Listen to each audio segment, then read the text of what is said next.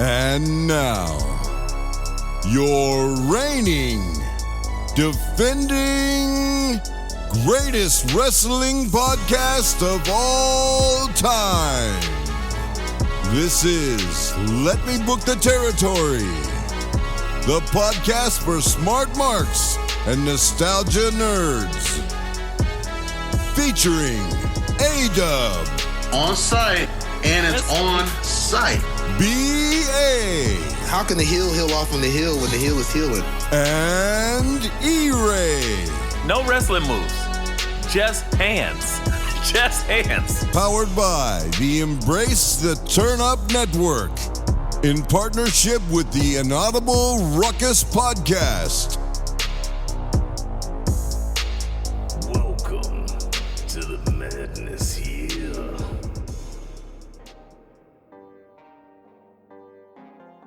This is your push. Right. Good father. This is your push.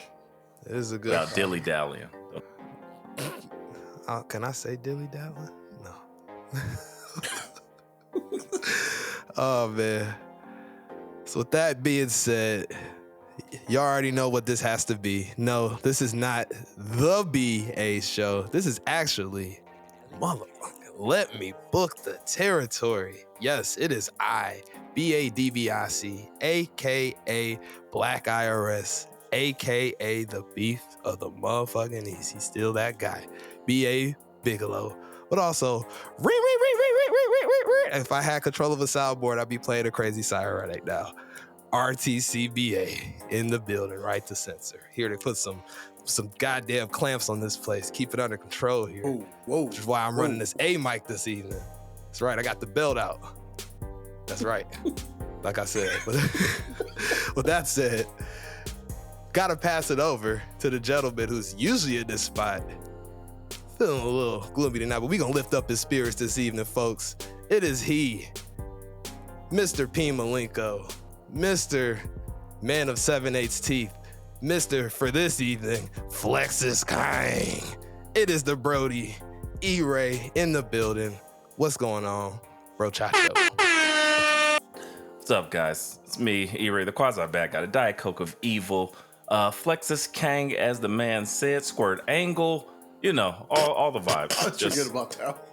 Living life like it's golden. Lift every voice and sing. I am, I'm laid back today for the moment. We'll see how this goes. But, I'm just here. I'm here. I Get feel used it. to it. it. Closing out the year properly. Trying to make it happen. I hear it, man. So I'm trying to let my man chill. He's usually here driving the ship. He's sitting passenger tonight. So this guy here can sit in the back seat. It's his birthday. He claims as if he works as if he does every day, but he says he's taking a night off for some reason. As E-Ray normally reminds us, you can find him over in aisle 9 of your local CVS looking for the Docalax. It is none other. It's the Dub Show.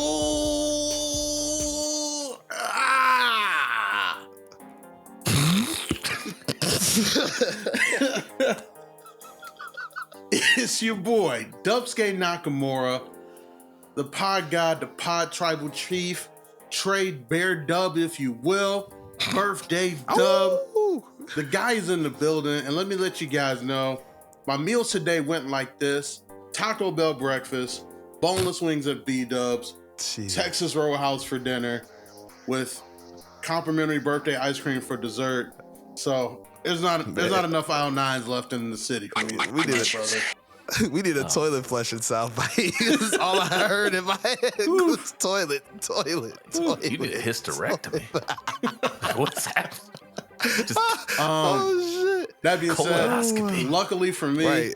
outside of today, I have a very high fiber diet, a lot of vegetables, a lot of nuts, pause. So I wake up in the morning, just gonna go clear all this Healthy shit out, fats. brother.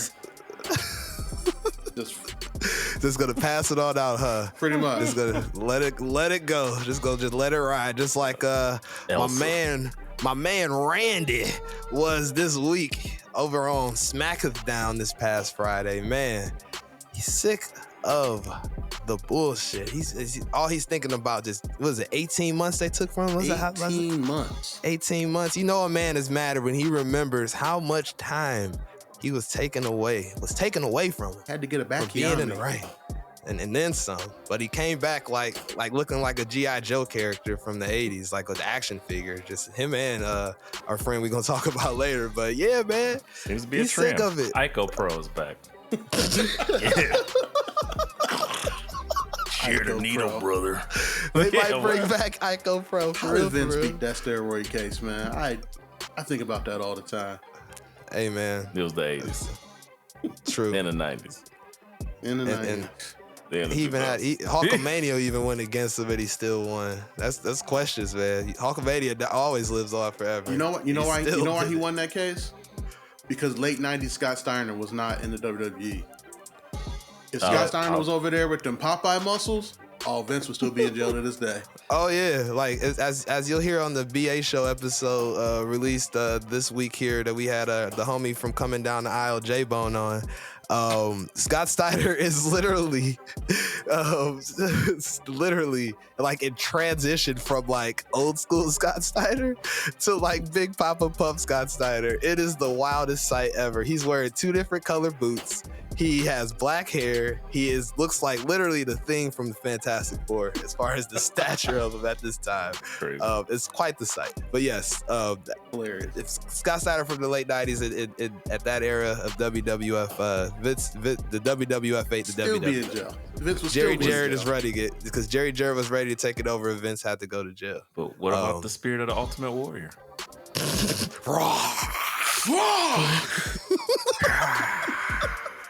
Man, I ain't never had so much PTSD hearing an old white man scream fuck at kids, bro, like that. I was just like, man, I thought he was saved. You want to lift weights or you want to be a fucking pussy tart? Huh? What? Run! Cameraman, you backpedal too. Get some exercise. Cameraman, we can call 911. Fuck! I'm like, bro, you can use you can use an iPhone to stand for this. I'm not coming back here. Which also made me remember the craziest story before I'll let you get back to a detour just a bit. There's a crazy story that the discipline of the Ultimate Warrior was so ridiculously intense. Instead of like loving sweets, like cookies, he would just go back to catering and just crush them up in his hand and sniff them and then throw them in a garbage can. Man. Hogan. That is terrifying. Scary shit. Yeah, no wonder they made that DVD about him. Was flowing back then. That man was cocaine, like incarnated as a man. That's what the Ultimate Warrior was. Cocaine was a man. It's Ultimate Warrior. R.I.P. to Jim Hellwig, aka the Warrior. This is how you know that cocaine was pure in the 80s. They wasn't cutting shit yet. Right.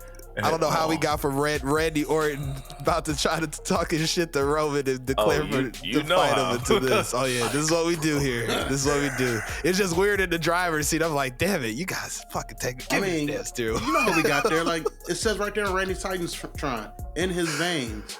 Right there. Yeah, exactly. Facts. It's more than adrenaline. There. But yeah, man. But to that point. You took a step further. Like, what, Cody? I got it from here, buddy. I need more than adrenaline in these veins, brother. Right. To the point of that, like. For my legacy, if you will.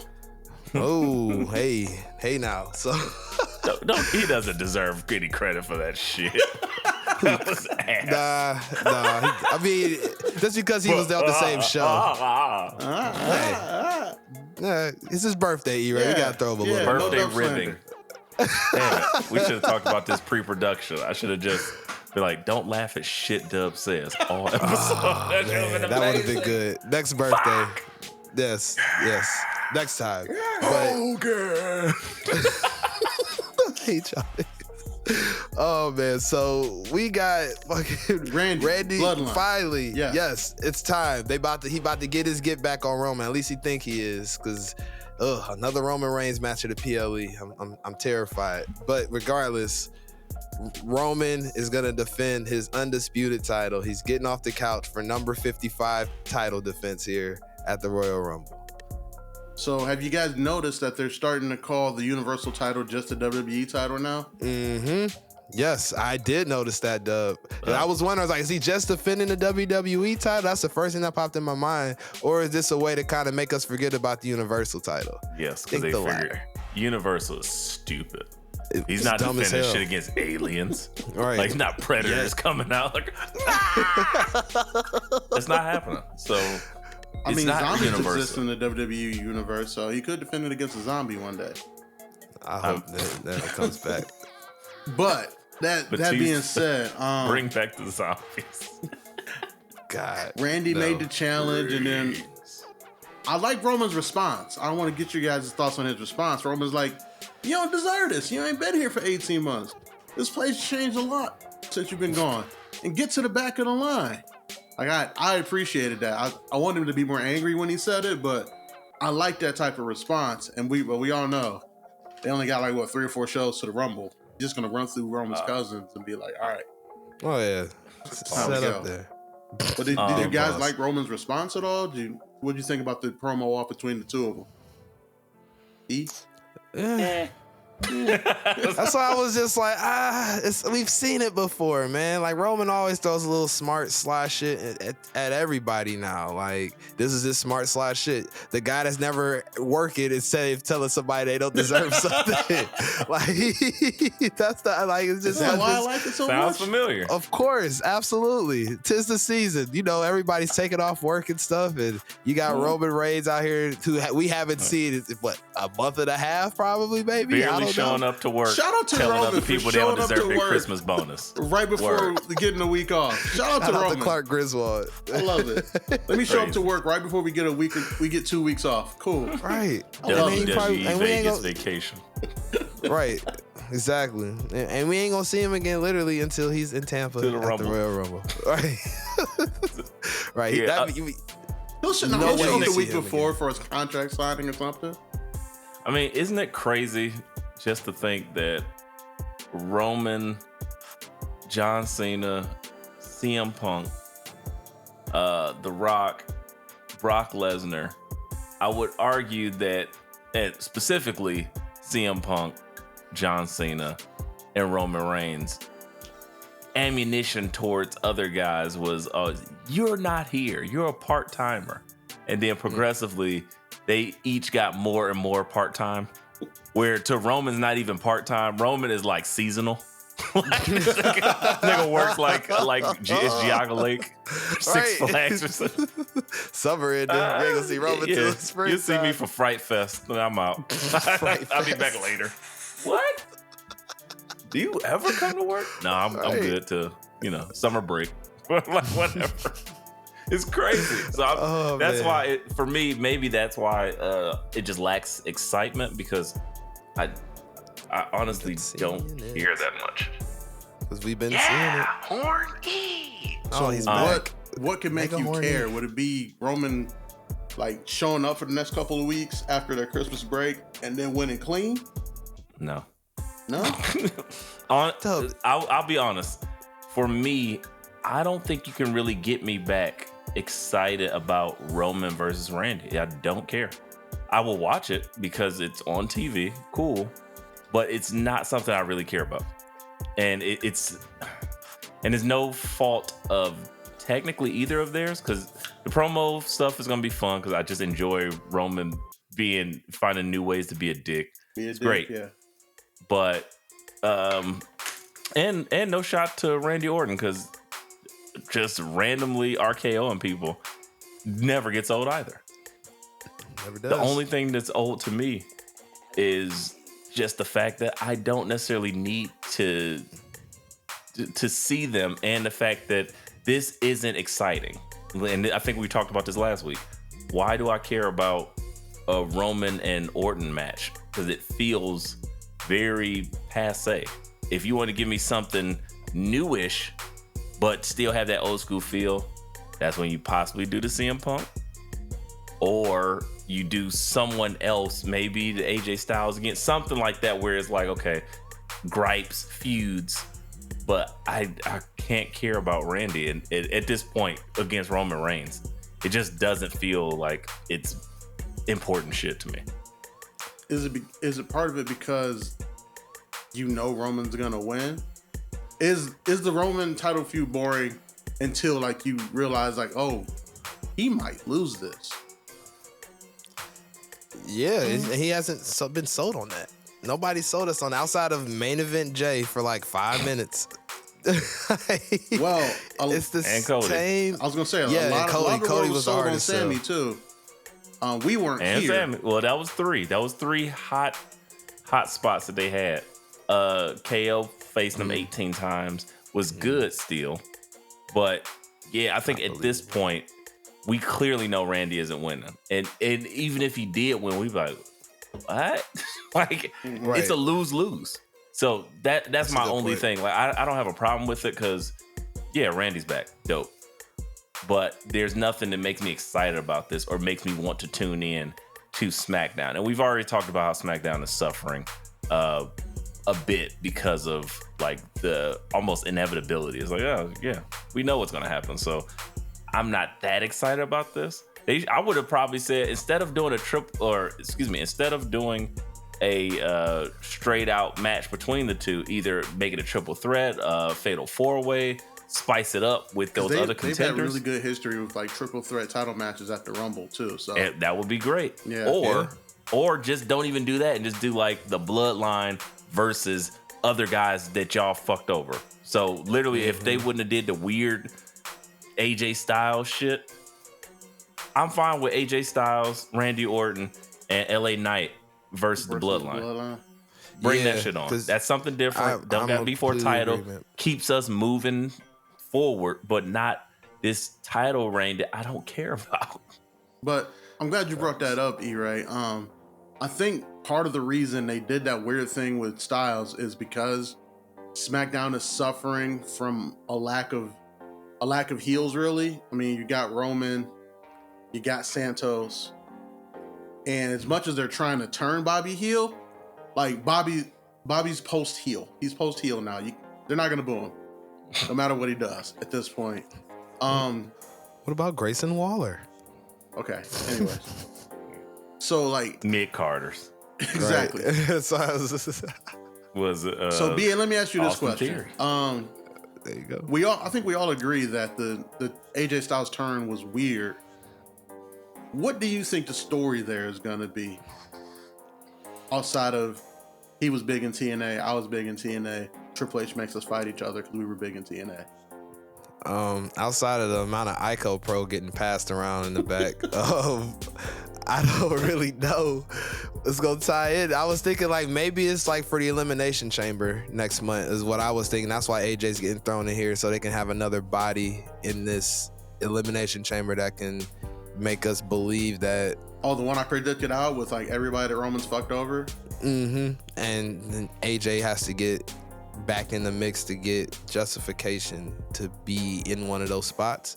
So I don't. I very much vibe with a lot of E-Ray said around just the Roman stuff. So like bringing AJ in there, like you might as well, and then throwing LA Knight back in it too. You might as well make just a 3-man tag to just don't insult us, but still put this guy on TV. And everybody's happy, and we'll at least get something that makes sense that we can still tie into the next PLE. So E-Ray, let me throw this at you.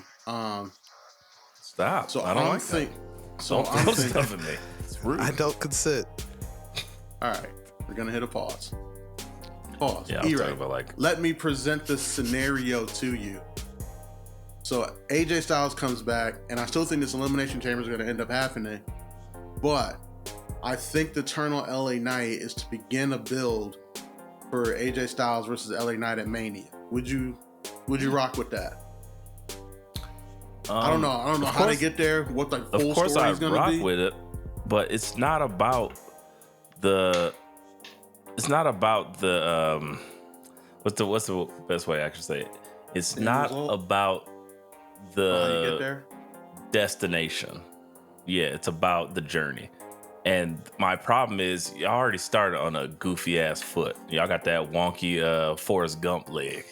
Like it's weird because, again. But then he started running, and then he ended up at Alabama playing running back and setting records and winning the Vietnam War. Rainbow, Alabama. It makes sense. But that I was like, y'all got some work to do. Because, I mean, of course, week to week, they can easily rectify it. But my problem, the biggest thing that sticks in my head after you had AJ Styles come back, great pop, AJ Styles looks fantastic, is the fact that he came in the ring, hit Roman with the phenomenal forearm immediately and started wailing on him. And then, seemingly, when they have everybody subdued, oh, the bloodline hasn't backed up in years, or whatever the fuck they said. Randomly, you're like, all right, let me just steal on this nigga. And then, even that would have been fine, except for he got to walk past the bloodline, which he just... Walked out that bitch untouched. That's nonsensical. Walked out that bitch untouched. Yeah. Nonsensical. That makes no sense at all, because if let's say even if he tried to hit Roman and he accidentally hit LA Knight, cool.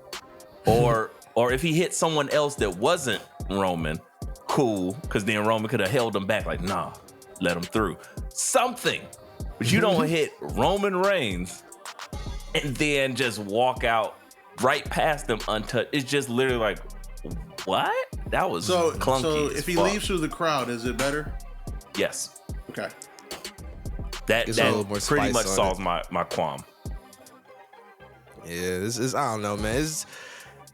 We'll see what happens with it. To Dub's point, we still got the cousins that just gonna get thrown out like just in gauntlet fashion, like it's Streets of Rage or something in the next 3 weeks. Them niggas is John. about to catch some L's. Tad. Xavier. Oh shit. Moving in synchronized movements up and down the screen. Hell Jimmy. Yeah. Toss that nigga. Tossing Jimmy's ass at some random chick with a butter knife. Mia. Mia. Right.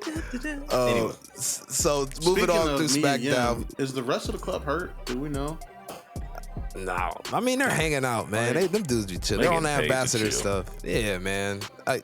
More important things happen on SmackDown than the other OC guys that are never there really anyway. And I love Carl Anderson and Luke Gallows. But yeah. I got pictures with I was more asking because like Heel Club was like one of my favorite things of all time. Beat Up John Cena is still a clip I go back and watch. Yeah, it can't be the same. It'll never be that again. All right. Nah, man, nah. It's that wave is gone. But a new wave coming up from NXT then came up and finally showed his face on SmackDown. With that said, Mr. Mello. Mello, don't. Man. One half of the spirit that encompasses me on a weekly basis here, Carmelo. Came up on the main roster this week. Puts himself over. I was right to put yourself over. Yeah. The way Melo tries to put himself in title matches, BA puts himself over. It's a good idea, right? It ain't Melo's fault. It's Shawn Michaels trying to put him up there. Melo trying to figure out what this is. Is it NXT or the US title? He got options, man. Trust me. If any man understands options, it's BA in that regard. Remember, we're not here to make friends. We're here to make money. Anyways, but yes, Melo finally showed up on the main roster, did his thing in this US title tournament. So yeah, Dub, you've been calling this for like the last year and a half. This man showed up on the main roster. So tell me your thoughts first, brother. Did you love it? At some point, it feels good to be right. You can be wrong 1,000 times. Set the squirrel that finally found that one. That one right. That one just... I like the fact that they gave him the match against Grayson Waller. So two guys who work together, so they know each other's work. Yep. Melo gets that victory. I don't know. Like I still don't like this Melo presentation of I don't miss. I'm just that cool. I want really heel Melo doing that, and to put him across from Grayson, like you don't establish the heelness of it. But I know you gotta give some time to get there. But I will say, very excited for Melo versus KO for the first time ever in the semifinals of this tournament. I'm gonna take this time here to disagree with Dub. I think he's absolutely wrong, per usual. It's so logical that his presentation is just that. It's like, it's not heel, but it's pure arrogance. He really just came in after, like, because if he really was thinking like, oh, they're not presenting him right, his interaction with KO would have been vastly different. I was like, oh shit, he got his swag back on the main roster. Fuck yeah, let's do this. Because he came in and KO saying his nice stuff. Like, yeah, I don't mean to say like I'm John Cena, but yeah, you're a phenomenal talent. He's like, yeah, all that shit nice, but don't try to little bro me, dog. They just walked away. But that's what you need. That's what I'm saying. Like, you need that. That's what mean. I was like, oh. Fantastic. That's the Melo we need if we're gonna bring him up to the main roster. Not this broken man on NXT we gonna talk about later. We need this Melo up here. So I'm cool to E-Ray's point. I'm fine with it. But are we gonna keep seeing him coming up, or was this just to like test it out? There's no way he beats KO. I don't think. No, you're wrong again. What are you talking about? I love it. Yeah. They just put. Hear me out. They just reported that KO has a broken hand. Right? Yes, and I was gonna want. I was. And then they see him with a broken hand. Sure, but this one was bad. They're telegraphing it, and then they're giving him an out, so Melo can win, but only because KO has a broken hand. That's why I'm like, oh yeah, he's gonna win. So Melo can get sacrificed to the gods that are Bobby Lashley? Yeah, probably. Yeah. And now that'll make sense to. And then he might recruit him. Thank you, E-Ray. Jesus, we are on the same wavelength tonight. Yes. What'd you say, Doug? And he picks him up. Melo's ass and then picks him up like. Dusts him off like. Let me talk to you after the thing. Right. Yeah. You're like, KO can't little bro me, but this big ass gorilla monster can. So, yeah, right. Part of the reason I say that, like, he has no chance of beating KO is because, like, KO's the last babyface in this tournament, and I don't see Logan facing a heel I don't know, when was he defending his title, at the Rumble or probably? Yeah, it'd be Rumble. I can't see them doing Logan facing another heel at the Rumble, especially not the heels presented. Santos, who's supposed to be viscerally hated for breaking Rey Mysterio's leg and then putting Carlito back on the shelf. Bobby, who they're trying to push to be evil suit black man. And then Mr. Big. That's where you're about to mess up. Arrogant Melo. Like, if they put Melo in the spot, then they put him as a babyface. Tweener. I think KO's the guy, just because like he's already beaten up the guys who like Logan Paul's like established are like his only friends in this whole tournament. So the next logical step in the Mortal Kombat ladder of villains is you beat up the two underbosses and you get to the boss. Yeah, Goro, aka Bobby Lashley, and Shang Tsung being Santos. He always switching up.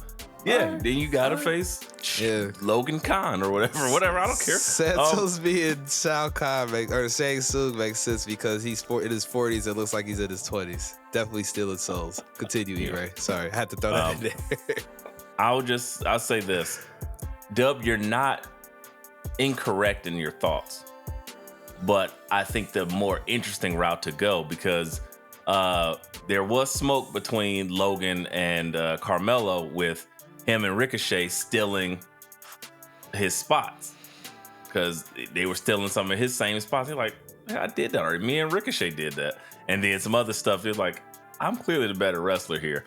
I think that would be the perfect time to like really catapult Carmelo, and it would be fantastic. And that's how you get him up without really like blowing it and not pulling an Austin Theory on him, and he can really shine in that spot like, I'm that guy. And then you immediately establish his rogues gallery of people who's trying to take him out, because maybe he doesn't go with Bobby Lashley, and then they trying to recruit him, and then now they got to go against him, and then you have Santos, always gonna be great.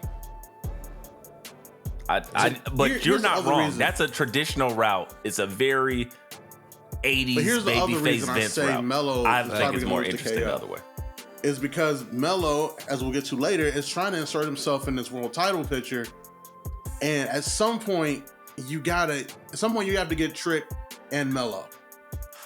So for him like to win this whole tournament and then lose at the Rumble, like when he's trying to get an NXT title match at day 1 or New Year's Evil.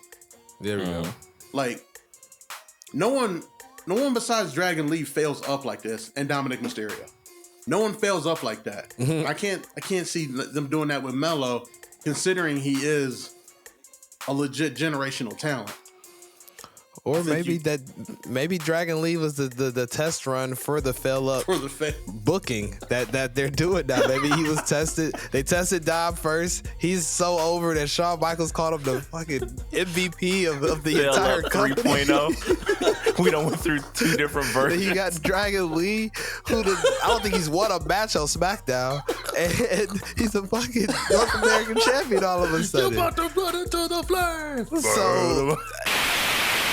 Yo, it's E-Ray, the quasi-bad guy, the Diet Coke of Evil, the side god of pod, and I'm here to tell y'all, come check out my show, Binge Flicks and Chill. You never know what you're gonna get, but we always talking some good shit when it comes to television and the latest movies. So we want to bring y'all in. We want to make sure you have a good time. You learn something, you laugh, you cry, you might stab a nigga or two. I don't know what you're gonna get, but that shit is popping. So come check out Binge Flicks and Chill. And it's me, E-Ray, and I'm out.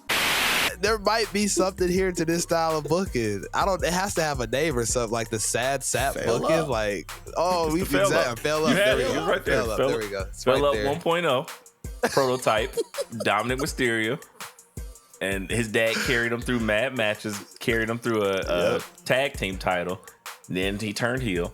Then you got Fell Up 2.0 with somebody who actually has the talent, but people are just like, no, we're better than him. And he just kept losing, but he keeps getting matches until he finally won the title. Fell Up 3.0 might go crazy. Yeah.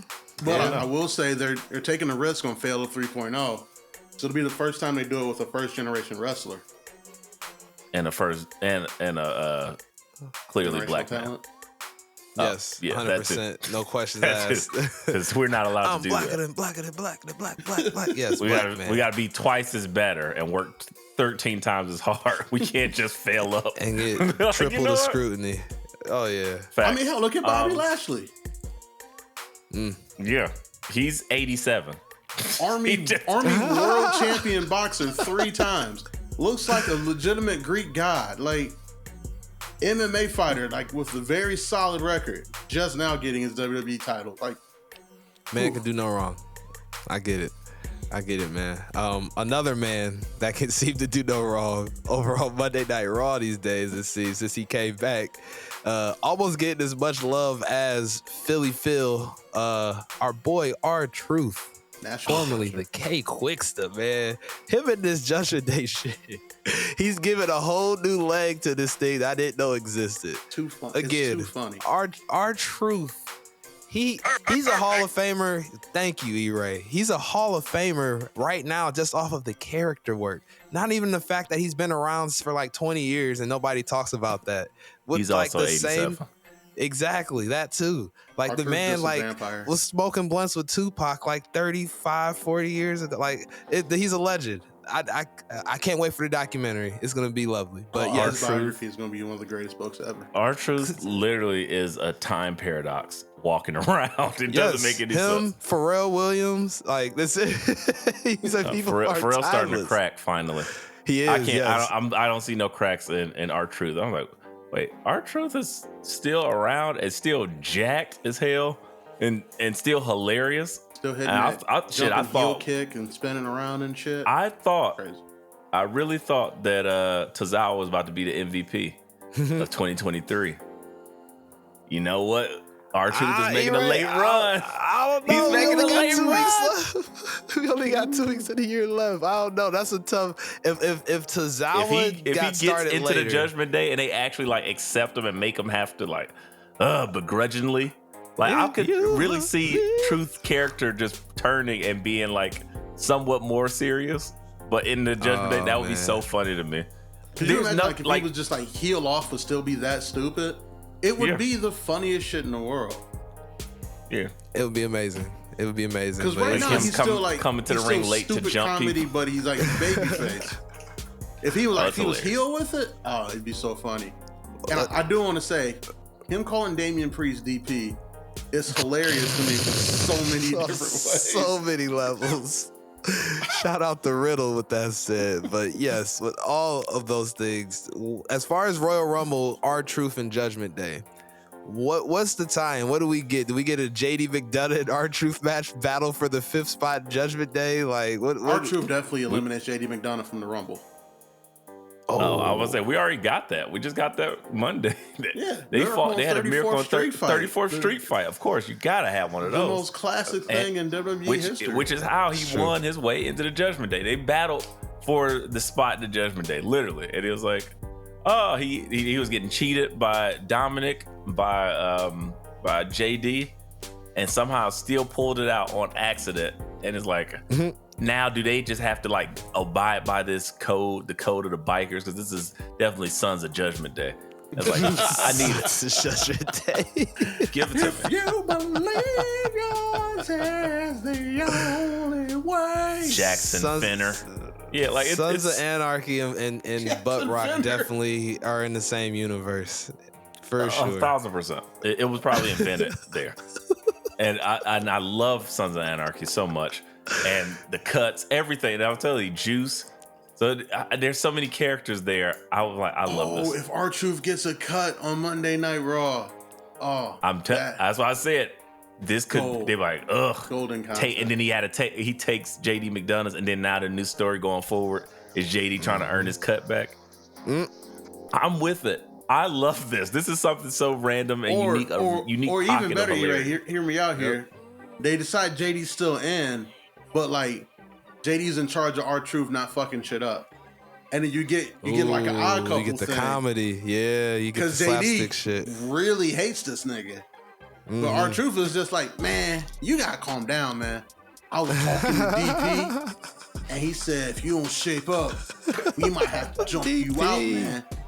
Hey, I remember when y'all jumped me in, a lot of all them hits hurt. So I think you know. Just saying, you might want to get it in your big head. And then JD flip out like, I don't have a big head. Like, Right. I could give me the pen, guys. I could write this out. I really could. Well, I can't wait for those segments coming here to a Raw near you. It sounds like, man. 2024. Pause. Yeah. But no pause here. As far as angry ass leather clad Drew, still on his fucking anti-hero. Woe is me. I need this. Nobody's paying attention to me. I'm not on the Royal Rumble poster. Stuff back to the homie Seth freaking very much vibing like heavy Prince vibes with that shirt he was wearing. Definitely didn't buy it in the midsection, but hey, no judgment there. Much respect. There's definitely reminded me of the Chappelle Show skit when I saw it Raw this week. Want some pancakes? For real, he should have came out with the New Day pancake tray. It would have worked perfectly. But besides the point, you get Drew on his, I need my title shot. Like, I sacrifice my family. They don't get to come overseas to see me wrestle. So with that said, hey, that's the Irish Jamaican. They Hey, don't come to see me voice from the guy. country. Jamaican me That's your crazy, department, man. E-Ray. No, I don't do that anymore. Right. The voices are your Drew, department. go on, boy. I got my sword, man. Like, what? What's happening? So, E-Ray, with that said, why is Drew McIntyre and Seth Rollins gonna have a title match at the Royal Rumble and Phil Brooks is gonna interrupt or have something to do with it? Tell me why. I feel like probably because it's already booked, because it sounded like you were reading that from a cue card. So I'm like, Lauren Michaels was holding why is he was this Lord slow these happening? days on the cue cards. I'm sorry, Lord, get it together, brother. Jesus, sorry, guys. Lauren He's older Michaels these writing days. wrestling Go. is hilarious. Go F yourself, San Diego. Yes. I feel like it's almost like a foregone conclusion. I like this Drew. This is one of my favorite Drew McIntyres. It's not all like, it's very like everything he's saying is logical. It seems and more realistic. authentic, for sure. It's like, yeah, I'm disgruntled, and he's be. just not with the shits. And I feel like the best way to do this is have him lose, and then have him take his anger out on CM Punk, and then that starts that battle there. Like, I'm perfectly Drew fine Punk with at that. the Chamber. Ooh. You might get mean, that. Punk wants to I work don't with know, everybody, but didn't work with. like separate outside of the Elimination Chamber. Right. No, I don't mean in the Chamber match. I mean like at the Okay, event. them. Okay, yes. Because it's Got it. like their first event ever in Australia. Yeah. Everybody's showing up to work that day. So, Oh, my facts. question though, this is the thing: how far? And pause is absolutely necessary. So cue it up. Yep. How far can you stretch Drew McIntyre if he continues to lose? Whoa. I know. Big pause. Whoa. That's some stretching there, boy. Oh, That is Just almost, saying, because that is almost a stop. Because that button. means he has to lose. That means he loses to Seth. Then he's going to inevitably lose to CM Punk. And So- then what? Because he's not getting no well, W's. yeah, he might blow that headquarters up in Stanford. If that's it, that might be all bad. So I think back to the greatest of all time, the homie John Cena, after he lost to Rock, and then Your he lost childhood to hero, Brock. Huh? So is he your childhood hero too? Greatest of all time. hero, John Cena. Greatest of all time. Shout out to the wise man. Even though R-Truth is older than John Cena, but I man. know. Never gets old. Wow. But like I think back to that story of like to really just break a guy all the way down, and it kind of makes me wonder, like, are they doing this to break Drew all the way down to then build him back up? Like to have him lose at the Chamber, maybe not have a Mania match, give him some time off, and then have him come back at With less leather? SummerSlam or something. More denim. Now he's coming back as he's gonna retire Cenobites Unlimited Drew, and then he comes back as Con Air Drew.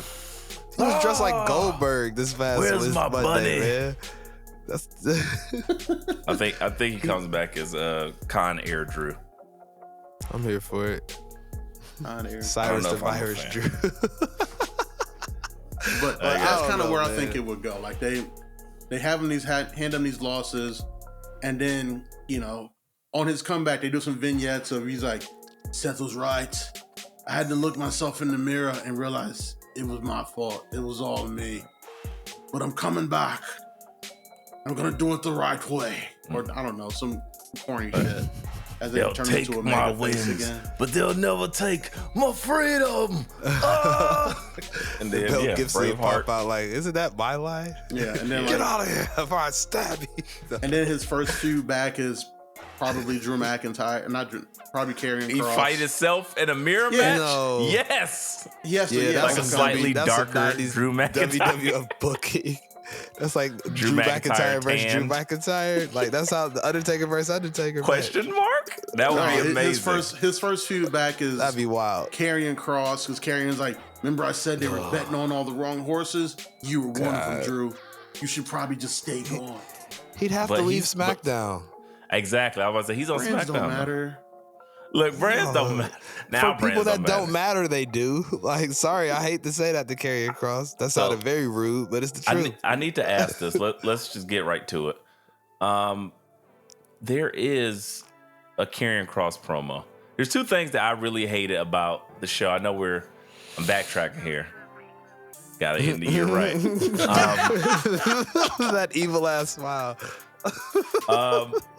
There was a promo from your guy that you brought up. You conjured him up, so I gotta talk about him. He came out and was talking all this stuff. He's like, I still got hair, and it's TikTok time, and this is a new he came out age in of actual promo? Aquarius. Because that was not on the Hulu version. No, he didn't Why would do a it be? promo. It was like a vignette. Oh. And he was talking about the age of Aquarius and some shit like that. Oh my god. And I was like, Aquarius. yeah, I was like, all right, I like that song too. So I was like, maybe this might lead to something. I don't know if it will, but I think him and LA Knight need to have a feud That's long overdue. Yeah. But I think, do y'all think they're going to actually build him, move him to another brand, or is the experiment over? Is it over? Is it dead for good? I don't think they need to move him. But E-Ray, big shout out to you for saying that Karrion Kross and LA Knight did have a feud because TNA guys have to fight each other at all times. Triple H would be very proud of you. I know the vibe. I don't think they have to move him because, and it hurts to say this, but the other spooky guy is gone. To me, part of the problem with having Karrion Kross on SmackDown is you can't be the spooky guy with the king of the spooky guys there. But is he the spooky guy? But he wasn't really right. He wasn't really spooky guy. He was more That's like the problem. Anarchist guy. He teetered. Yeah, he exhibitionist teetered. Guy. Ball His girl was into weird ass tarot cards and shit, and he was screaming, and he had a ball gag at one point. So he was weird spooky. Like, he weirds me out. But then, like, you had like an actual spooky guy here. Yeah, that Karrion Kross was cool. What, when he cut his hair? The one that got eaten alive by Paul's Adam Cole in the ring on the promo. Oh, when yeah, he had bald head, that was at the least original. He was more of a presentable. That was 1.0. Yeah. I like that one. Exactly. He was way more presentable at that point. The hair just throws off that whole He can never go back to that. Adam Cole killed that Karrion Kross. Yeah, as we discussed, when at he least called him a once bitch a month. in front of his girl. Yeah. At least once a month. I watched it once a month. Oh, I'd argue he might have started the Judgment Day look. Keep it real. He came back before the Judgment Day was formed with that leather jacket with the patches on the arm. He was rocking that, and his girl came out with the leather. When he showed back up at that random PLE when he came back, he was in leather. Think about it, brother. Think about it before you dismiss it. Just saying. But I don't know if that was dismissed. My other big gripe that I had, because 2023, I'm leaving all this shit behind. Kabuki Warriors. Why did they bring that moniker back? That didn't bother me as much as it bothered you. Cringe, bro. Because you like that. I'm not gonna call it what it is, but you like it. I'm not a fan. I didn't like it then. I don't know what Kabuki means. We need a racist style bite. Somebody say racist. You don't like it because it sounds way too much like bukkake, and you're not into bukkake. I mean, I don't know. I don't know what your Pornhub preferences are. I just want to say the censorship is needed. Yeah, but to censor. Yeah, what the hell? I didn't see a huge problem. B.A. Richards. I was sleeping at the siren. I don't like the Kabuki Warriors just because it's such a it's a clear Vince trivial bullshit name, and I was like, ill. I'm so happy to get away from that. I get it because it's still inside the group, and they're like, all right, well, that's just us inside the group. But I'm like, I don't need this. Y'all could just be Io or Kyrie and Asuka. That's fine.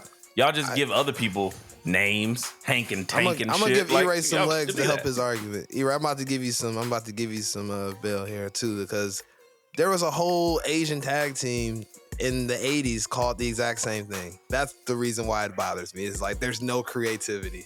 It's just, hey, they're Asian. Kabuki Warriors. That's why it's really messed up, is because there's literally two Asian men from the early 90s in WWF that called the exact same tag team name. And that's my personal gripe. It's called the Great Kabuki Warrior. Well, you're just making more of the case, though. So basically, if you're Asian, get ready for some kabuki, motherfucker. It's coming. Much. We're not allowed to be an individual, right? Speaking we're not of monolith. Right. Speaking of tag teams, my girls, the TikTok tag team, has finally clinched that sweet, sweet gold. Shout out to King Carter. They're actually the people that are supposed to have it. Yes. I was over the moon ecstatic about the win, not so much about the after celebration with Kofi Claus. It's like, I would like them to establish, like, not everybody's their friend and they can go party afterwards. Like, what does that mean? Y'all got to defend these motherfuckers. Like, separate yourselves. But minor gripe, but I'm happy that they won. What do y'all think about them taking the belts off of Chelsea Green.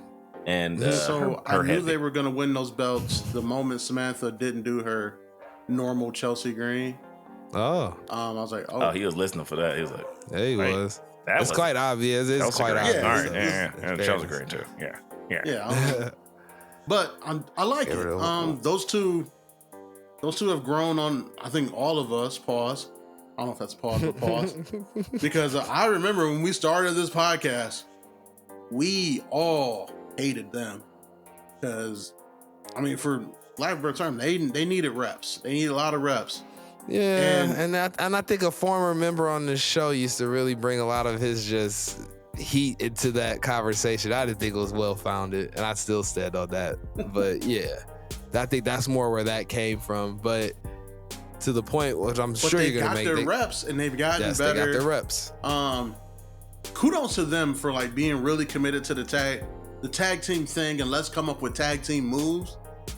Like, I really appreciate it. I like both of their finishers. That's because they're allowed to be tag teams again in WWE. Yeah. That's why Triple H does not banish tag teams to the Shadow Realm like Vince and Bruce Pritchard did. Like, he actually likes tag teams. To me, that's a really big thing with tag teams. With them, with the Profits, like, I like tag teams having tag team moves. Maybe that comes from playing all that WWF No Mercy and trying to line up your tag team partners.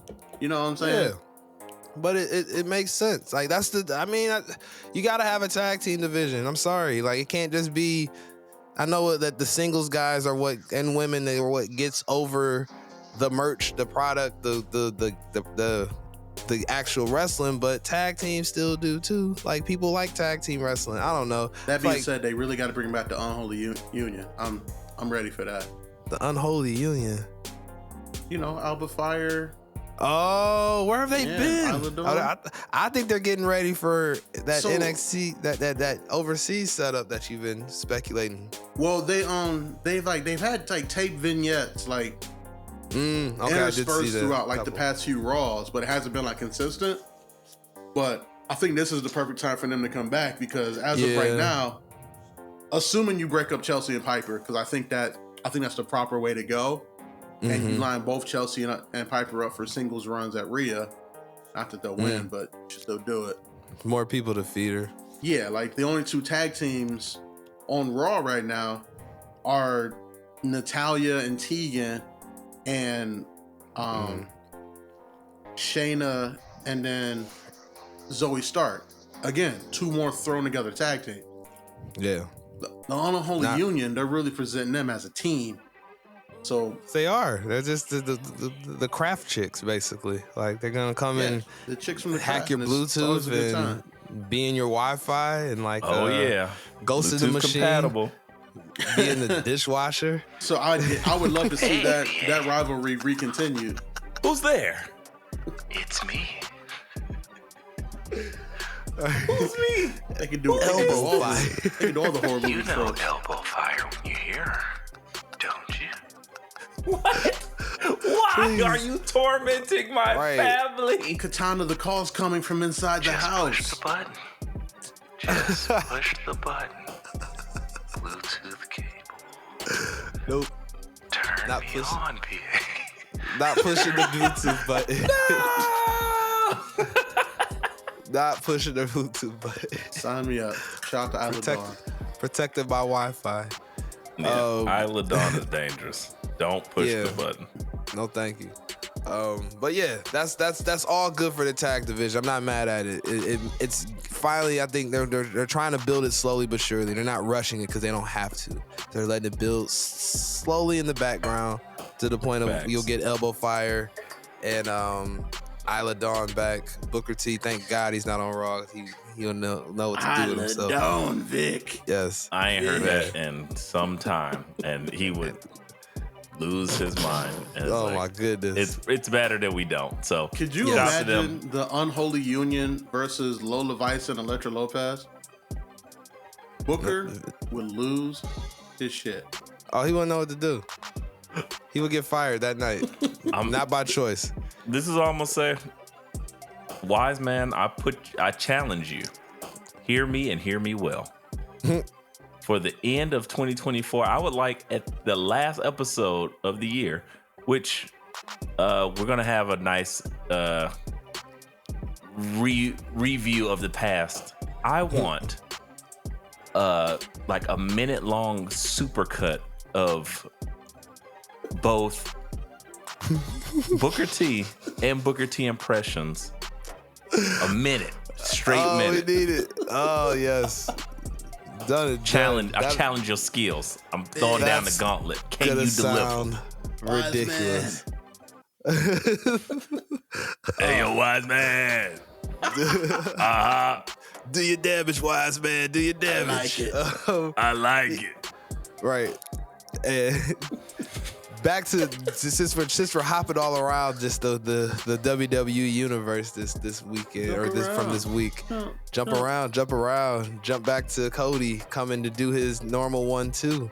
On his Christmas week stuff. Was that normal? No, I mean I was about to say, what did Cody have on? Did he come out like his normal spiel? Because I missed the Cody segment. I was like, you didn't see this? Oh, well. Yeah, I didn't. No, I didn't see. Okay, y'all take that. Let me tell you something. Let me talk to you. Yeah. Facts. Cody did not do anything. What? In that scenario, in that situation? Let me paint the picture for you. Cody, it was legitimately American Nightmare Before Christmas headline, and then you have Shinsuke Nakamura in his hideout that he affectionately borrowed from Freddy Krueger in the back with all the pipes and the steam coming out and shit. Nightmare on Elm Street vibes. And he goes, Cody, the Nightmare Before Christmas, huh? And I was like, yes. And then he proceeds to read some of the most disrespectful, blasphemous bars since Nas and Ether as a children's rhyme about Cody's life, even Cody's family. And then he read The Night Before Christmas, but made it about this and Cody. It's like you have to go back and watch this. Nakamura is like, and check it out. He is challenging Christian for Hater of the Year right now. I don't know. Christian got that one. Christian's been doing God's work since March. You need to go watch this thing. Go back and watch. You might feel different. All right, I'll watch you. Challenge you. I'm telling you, like the Christian monarchy work is etched in my brain this year of just hilarity after hilarity. So I'm not trying to say Shinsuke stuff ain't good. Y'all know I love Shinsuke stuff. No other discussion need to be had. Just go back and watch and check it out. I won't tell you what he said, but if we read the words, if I had the script with me, I would read the words and ask you, is this Shinsuke or is this Christian? And you might not be able to tell. You might not know who said what. Your only answer would be like, oh, this is just the Hater of the Year. Yeah. And let me tell you. But that being said, as Shinsuke was finishing up his perfectly talked about novel that they need to be selling on WWE Shop right now, because I would buy it. He closed the book, and then Cody said, hands. Merry Christmas. Yeah. You get hands for Christmas. No wrestling moves. Just hands. Just hands. To quote the great E-Ray. He did the diving shit you see in cartoons to knock Shinsuke off of a chair, and they continue to fight. And he did it with brand new dunks on, matching his American Nightmare sweatsuit, because only Cody Rhodes will, because he is the American Dream and the greatest civil rights activist of all time. And it was just beautiful. When Martin Luther King said he had a dream, out into the crowd. Security came out there, tried to break it up. Cody started giving them hands for Christmas. It was great. They stopped him at one point for giving the crossroads on the table, and he snapped. And he was like, "Oh, I'm still a baby face. Let me chill, because I was about to y'all up." It was crazy. But that was the segment. He didn't come out and do his normal, what do you guys want to talk about? And stuff. That's what I expected. No suit. As soon as I heard it, I was like, oh, wait a second. That ain't what happened. Yeah, it was definitely, and all in English.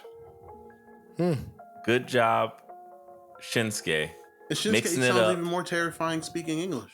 Yeah, and I was saying it worked, and it still felt the same, and because they put the lyrics still in subtitles on the screen, so you just ripping with this nigga. Like, imagine if Nas just went to some schoolyard, kind of like George W.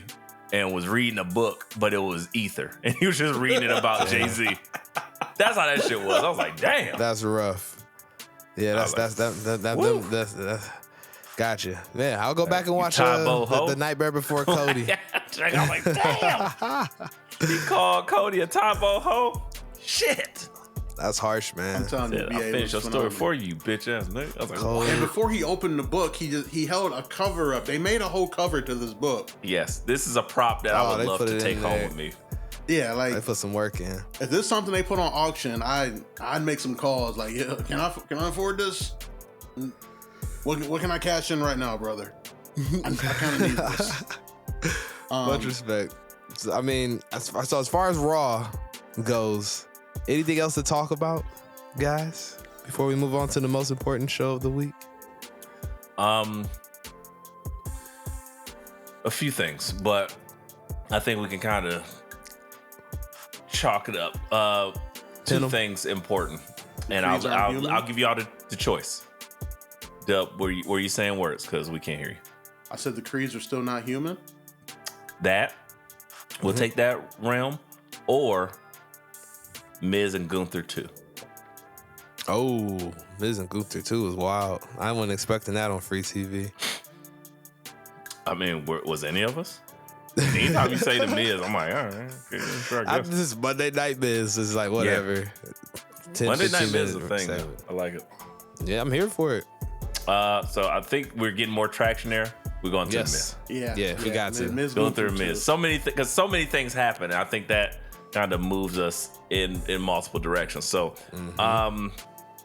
just to kind of lay it out there, the Miz challenged Gunther once more for another shot at that Intercontinental title, and the stipulation being that if the Miz loses, he can never challenge for the title again as long as Gunther holds it.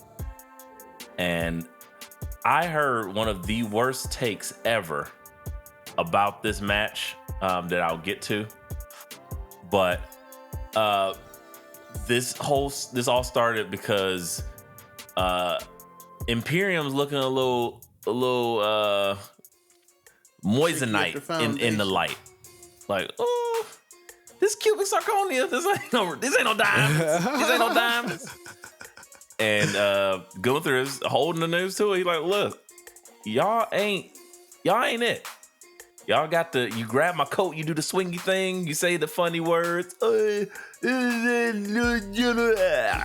that shit. But he's like, y'all ain't winning no matches. I'm carrying this. Like, Giovanni Real though. Vinci, what you doing?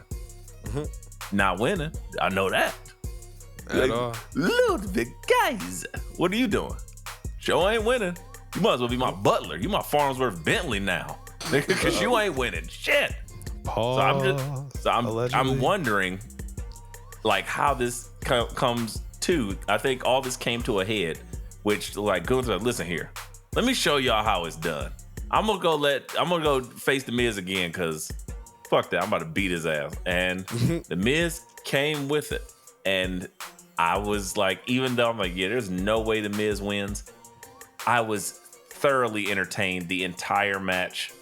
No lulls in it. Miz showed that he can still put on a really, really good match. And this probably solidified or locked down Gunther as WWE's Wrestler of the Year simultaneously. So, Damn. thoughts, gentlemen? So, I think Gunther's best talent is he knows when to put on a match and take enough offense from the other person to have the audience buy into the belief that, oh shit, Gunther might win this match, while also at the same time still feeling like he was whooping wholesale ass. You're like, I mean, the Miz might win this. yeah, I'm sorry. Yeah. whoever the opponent is. Mirror match. Gunther might win against Gunther. It's possible. Exactly. He's a The only person who tinge can beat the darker dragon than is the the other dragon. Gunther, than the original Gunther. So he might lose. Yes. But He yeah, wears blue like tights. The other one wears black tights. there were 3 or 4 moments in this match where I was like, "Oh shit, is Miz Get over really it. about to get his 9th Intercontinental title?" But then he's like, "Nope, Gunther's Gunther." And then Not like today, he would hit Miz. him with like he pulled out everything in his arsenal pretty much. And then Miz would kick out, Gunther would look in disbelief, and then Miz would pull something out of his bag that we didn't know like he had. Avalanche skull crushing finale. I'm like, ooh. And That's then when I thought. Gunther That's when I really roped. thought it was over. I was like, "Oh, this is it.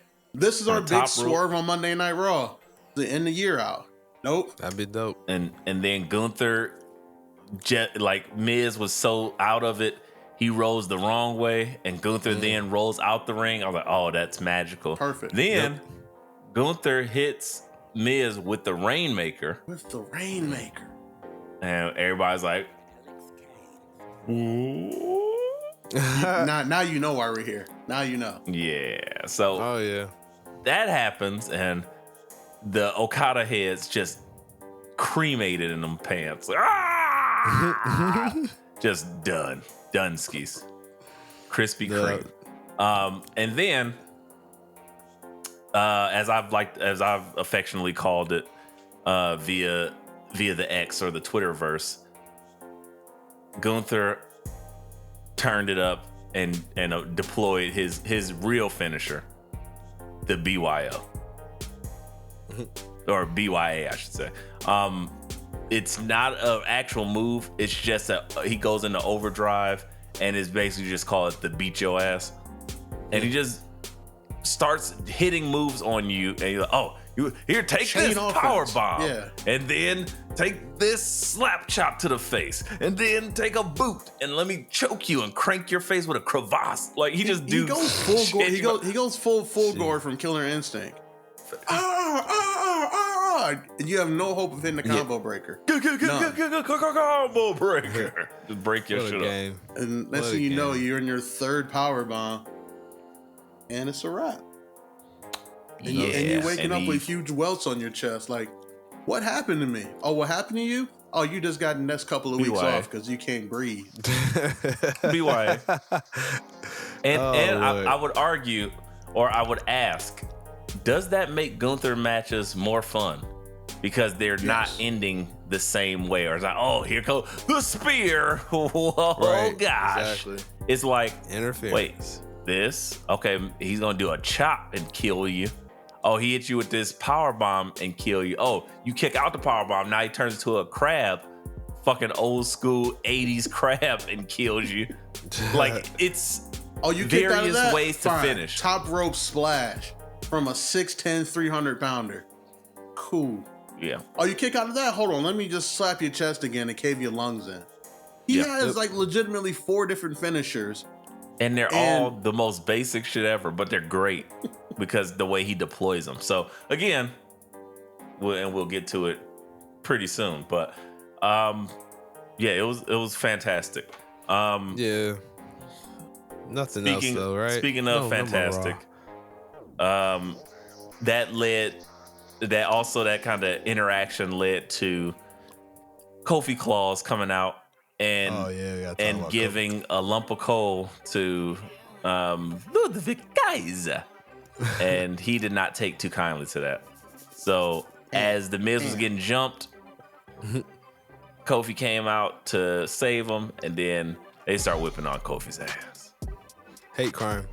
Yeah, Anytime I it was see more kinda- than 2 white people or more beating up on a black man, hate crime is the Oh, first thing sure. that pops in my brain. I just Rosewood. Oh, man, kayfabe or not, hate crime. It's the first thing that pops in my head. Yeah. Somebody needs to call the police. Don't I care if this is was scripted just or like, not. get out my brow. Like, call the police. And then who was it that came Call up the to help Kofi? police. Huh? You said what, though? Then who was it that came out to help Kofi? You guys remember? Not the police. Fucking Not the hate it. police. No, sir. No, it was not the Um, police. I forgot. Oh, it was Jay. It was Jay. Yeah, I was about to say, Of was course. it Jay? I was just about to say It was that. Jay. And then he Main event, Hey. Jay. hit Ludwig Kaiser because that's what Ludwig Kaiser is here to do. Well, that's an interest. What do y'all think? Jay taking Kofi. that IC, but a first time single. Not Jay. Really, No main offense to event Jay Uso. They've been Not the IC title though. I feel like that's for more of like somebody that needs the wrestler's it. wrestler. Not even though. Like somebody that's like that needs that to get them over. Like Jay's already over. Like he don't need that. That's true. That's what I'm saying. Like that's why like we were talking about Chad Gable. And, But I think it's like and Ciampa's name came up. But Jay is kind of in this weird position where he is a top tier guy now, but without any singles championship. Hey man, and Roddy Piper. but wait, there's more. Oh, he definitely performed a hate crime. But it's WrestleMania 6. Go look it up. nope, Sorry. won't Is even that do where it. he ran over?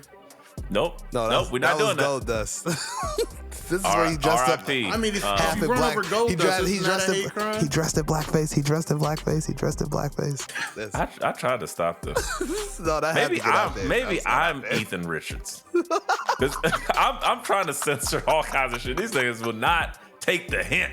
But Oh shit. I was just thinking Give me he the proper doesn't title. have Jay doesn't have the titles.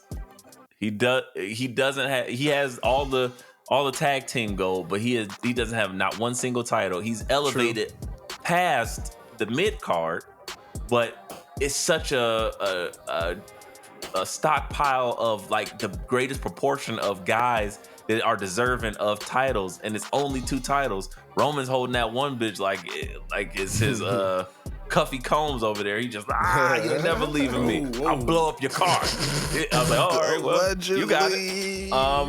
No, he did that shit. Or you got Seth Rollins, who is going crazy.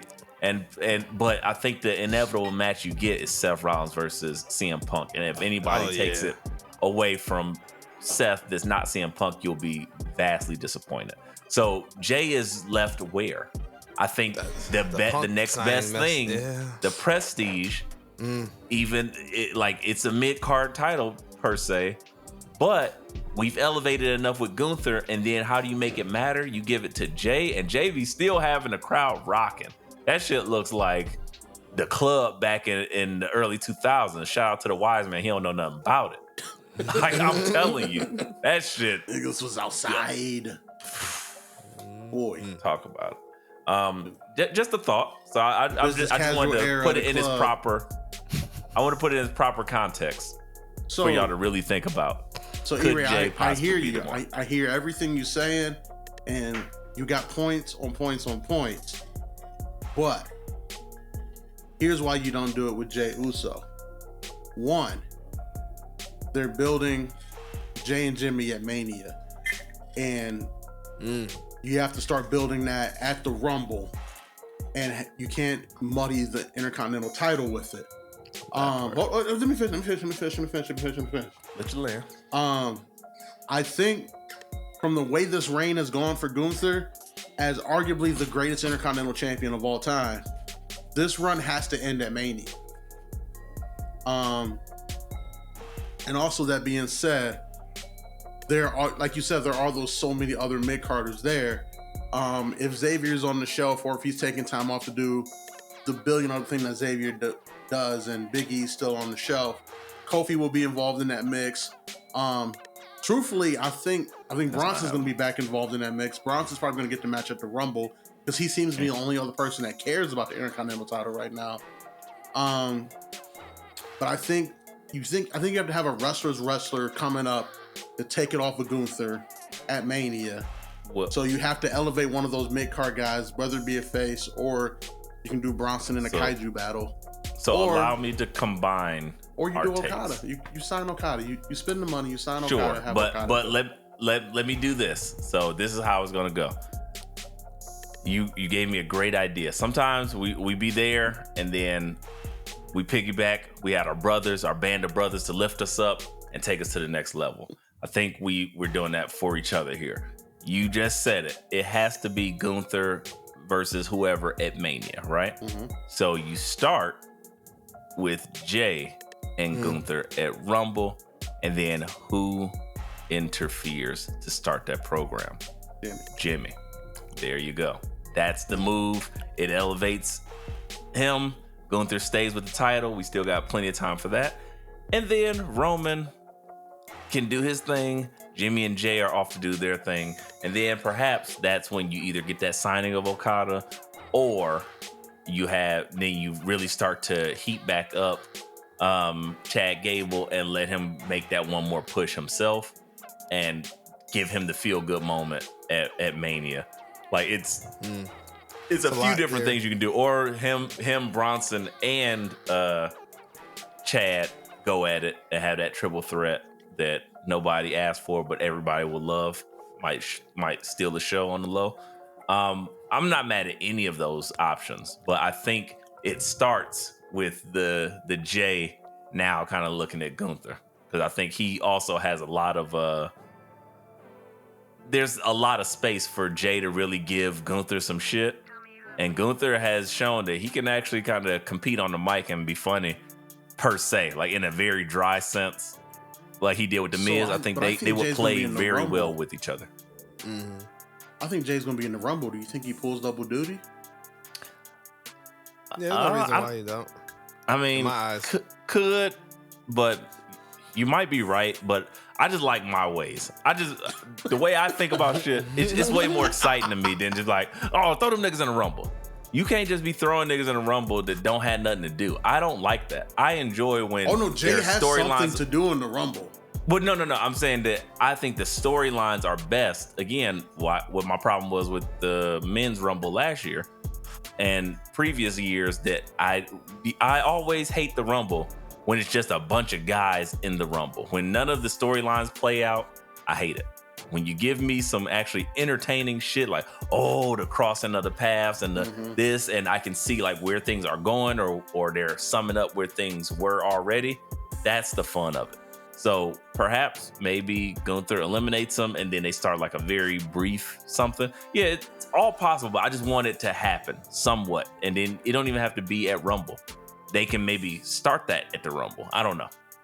Plenty of opportunity, plenty of possibilities. Regardless, moving on, something else that is ridiculous. Andre Chase betting all Chase Hughes money at a dice game? Man, that was a wild scene. No, I watched it so crazy. I watched it twice. Nikita added a spin move to her clam slam. Oh, NXT was just full of craziness. So I can keep going. I was gonna say Scripps running a dice game with a vest on and no shirt underneath. I was like, what is How this? About that Waiting OTM to exhale, chain they got what are you doing? They got OTM chains. That's what we want. I thought we were getting chains. Get it Why right. you Get got us some chains chains, for us? It's gonna say LMBTT on it. Nah, BA lied. BA's Nino Brown. He capped. This is bigger than me. This is bigger than B.A. Bigelow. It is. Exactly. I wasn't born with a spoon in my mouth. Get them niggas out of here. I'll buy new ones. All right. What? Cancel these niggas. It was the light-skinned brother, E-Ray at the bank. He's the mastermind. Don't wake me. We get here next week. It's Sean and Free in here. Oh shit! Back, just replace us, the Beige Brigade. You're like, wait, this doesn't look the same. Never mind that. Murder. No, never mind that, young girl. Oh shit! All right, NXT guys, things happen, and then we got some more stuff for y'all. But NXT, ridiculous as usual. Dub thought to say Duke was in a hoodie telling Andre Chase to walk away from the dice game, and Andre Chase was like, "Nah, I'm good on this. I'm good in this hood. I want the Chase U hoodie." That's what I took away from that. I need a Chase U hoodie. A Chase U hoodie would be dope. It's in the NXT shop. I'm grabbing it. Too funny. And then the girl walks on screen. I guess Tony's underboss. And I assume, when I saw the legs walking up, I assumed it was Rock's daughter again. But I was like, oh, she's about right, because she's involved in everything. Yeah, but nope. Clearly, Ava Raine, how'd you know? She clearly running Andre Chase U out of business. and Andre Chase But started I didn't playing like dice that games either. with Like, thugs. hey, listen here, you mafioso chick. Get that shit out of here.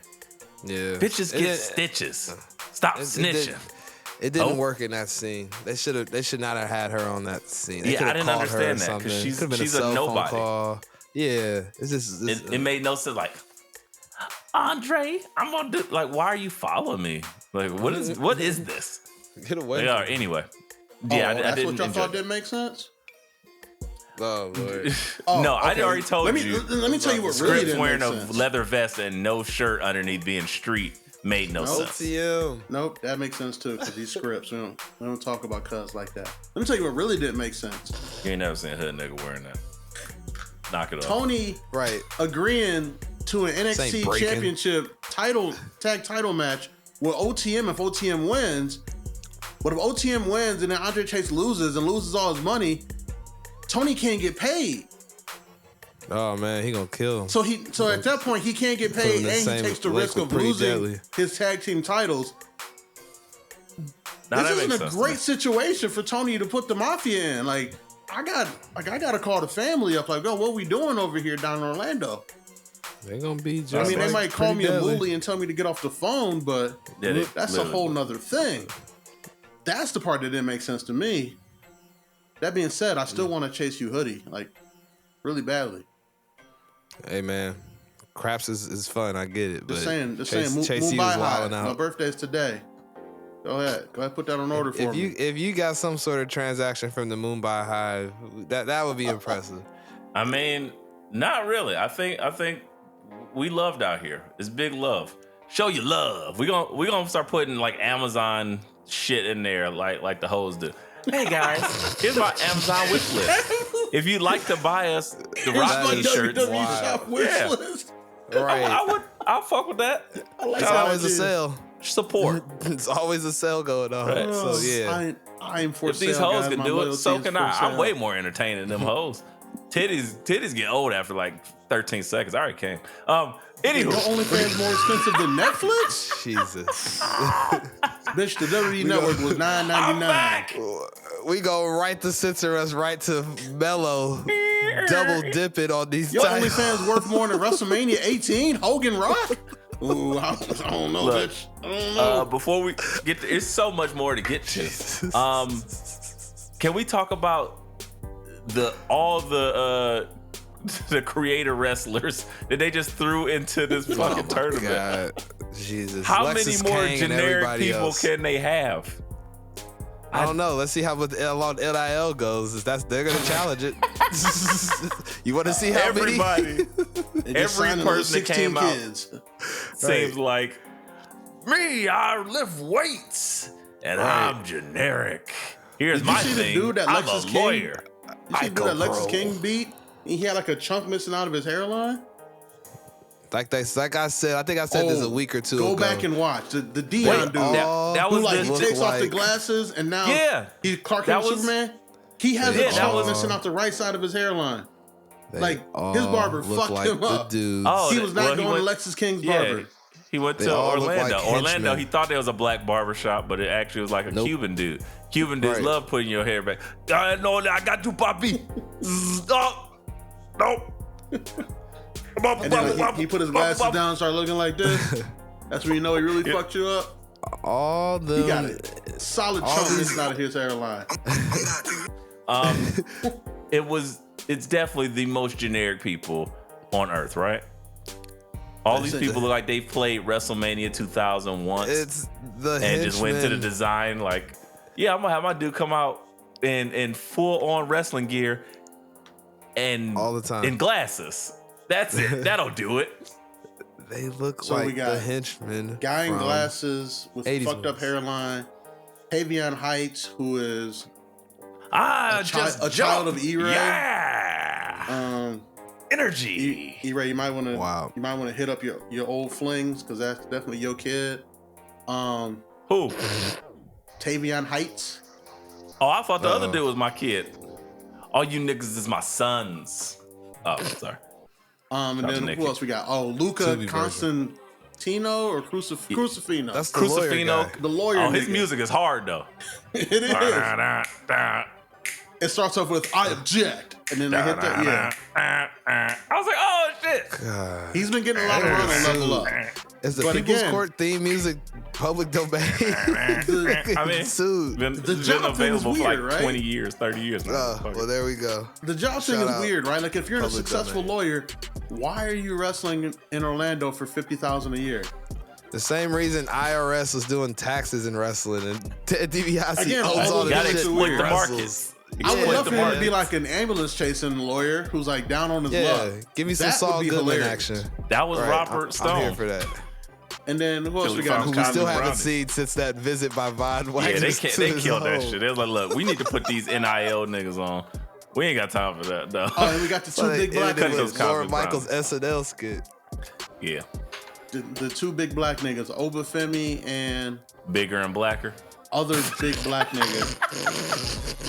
Big black nigga versus Carver, black nigga. Carter, something Carter, some The Carter? big black nigga.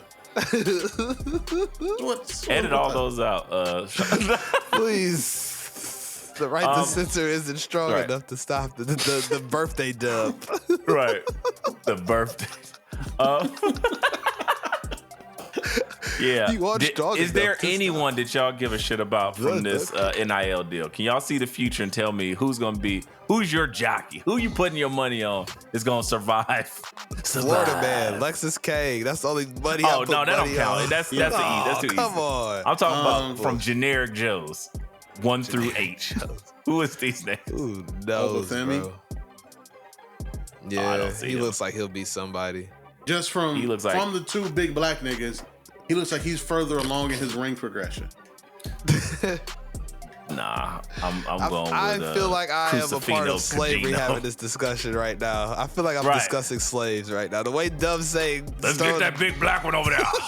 So I No, feel like Dub. this is what my ancestors went through. I'm gonna say a jump.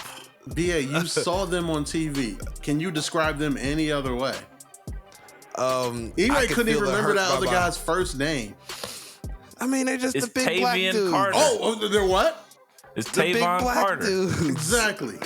I was. This is Tavon one of Carter those and moments where I Obafemi. got up. It was like I don't need to see this. Like, my ancestors like I don't moved my want to. I spirit don't to want to get see up. this. What they call it in Django?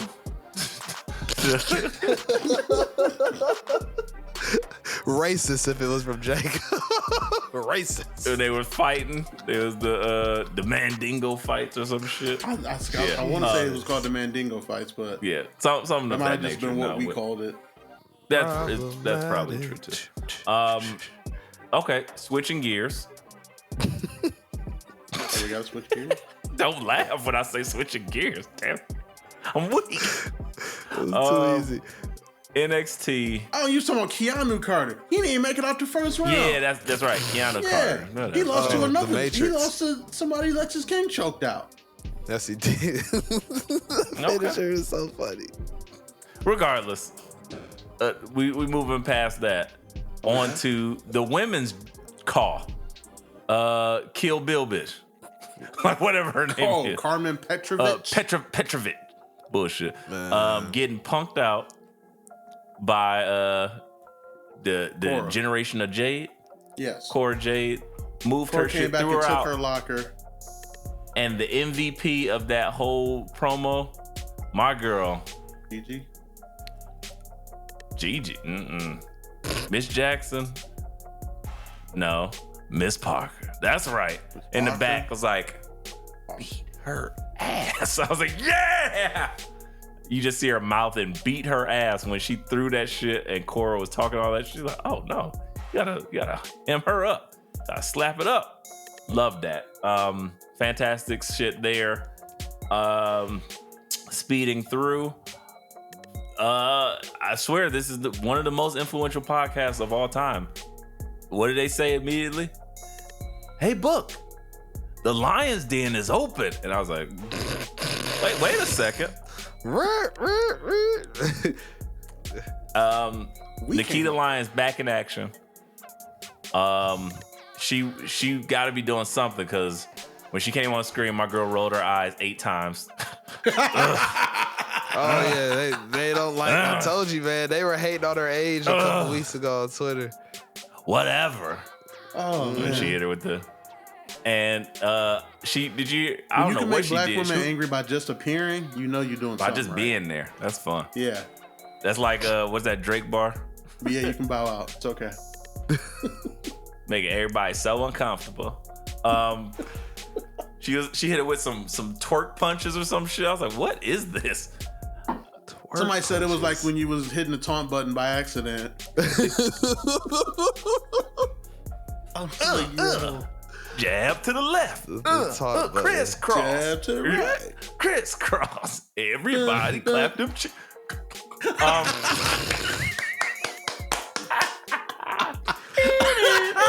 For real, the good father's rolling up. Guys, we're having a little too much fun now. We need to keep it down now. Keep the filth to a low roar. Oh. Let's simmer down now. Let's simmer good down. Let's father turn it doesn't down need to to hear a. that. Let's turn it down to a low broil. Oh yeah. Nikita. Royal. What up, y'all? It's your boy Free, aka Free Illuminati, aka Young Freezer Burner, aka the Black Peter Parker, aka Poon Knight.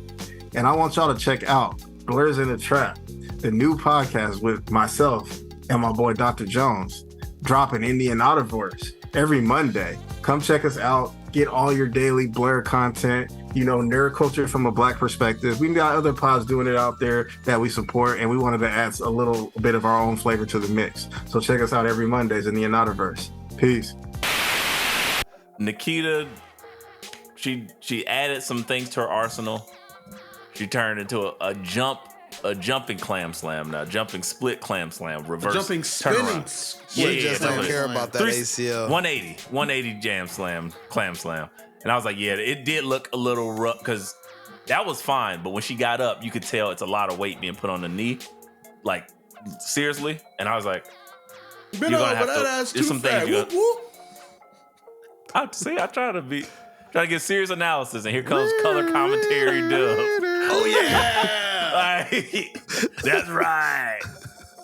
Good father's about to pull the Wi-Fi on this operation here. The Wi-Fi. My internet go out. I'm like, man, what happened?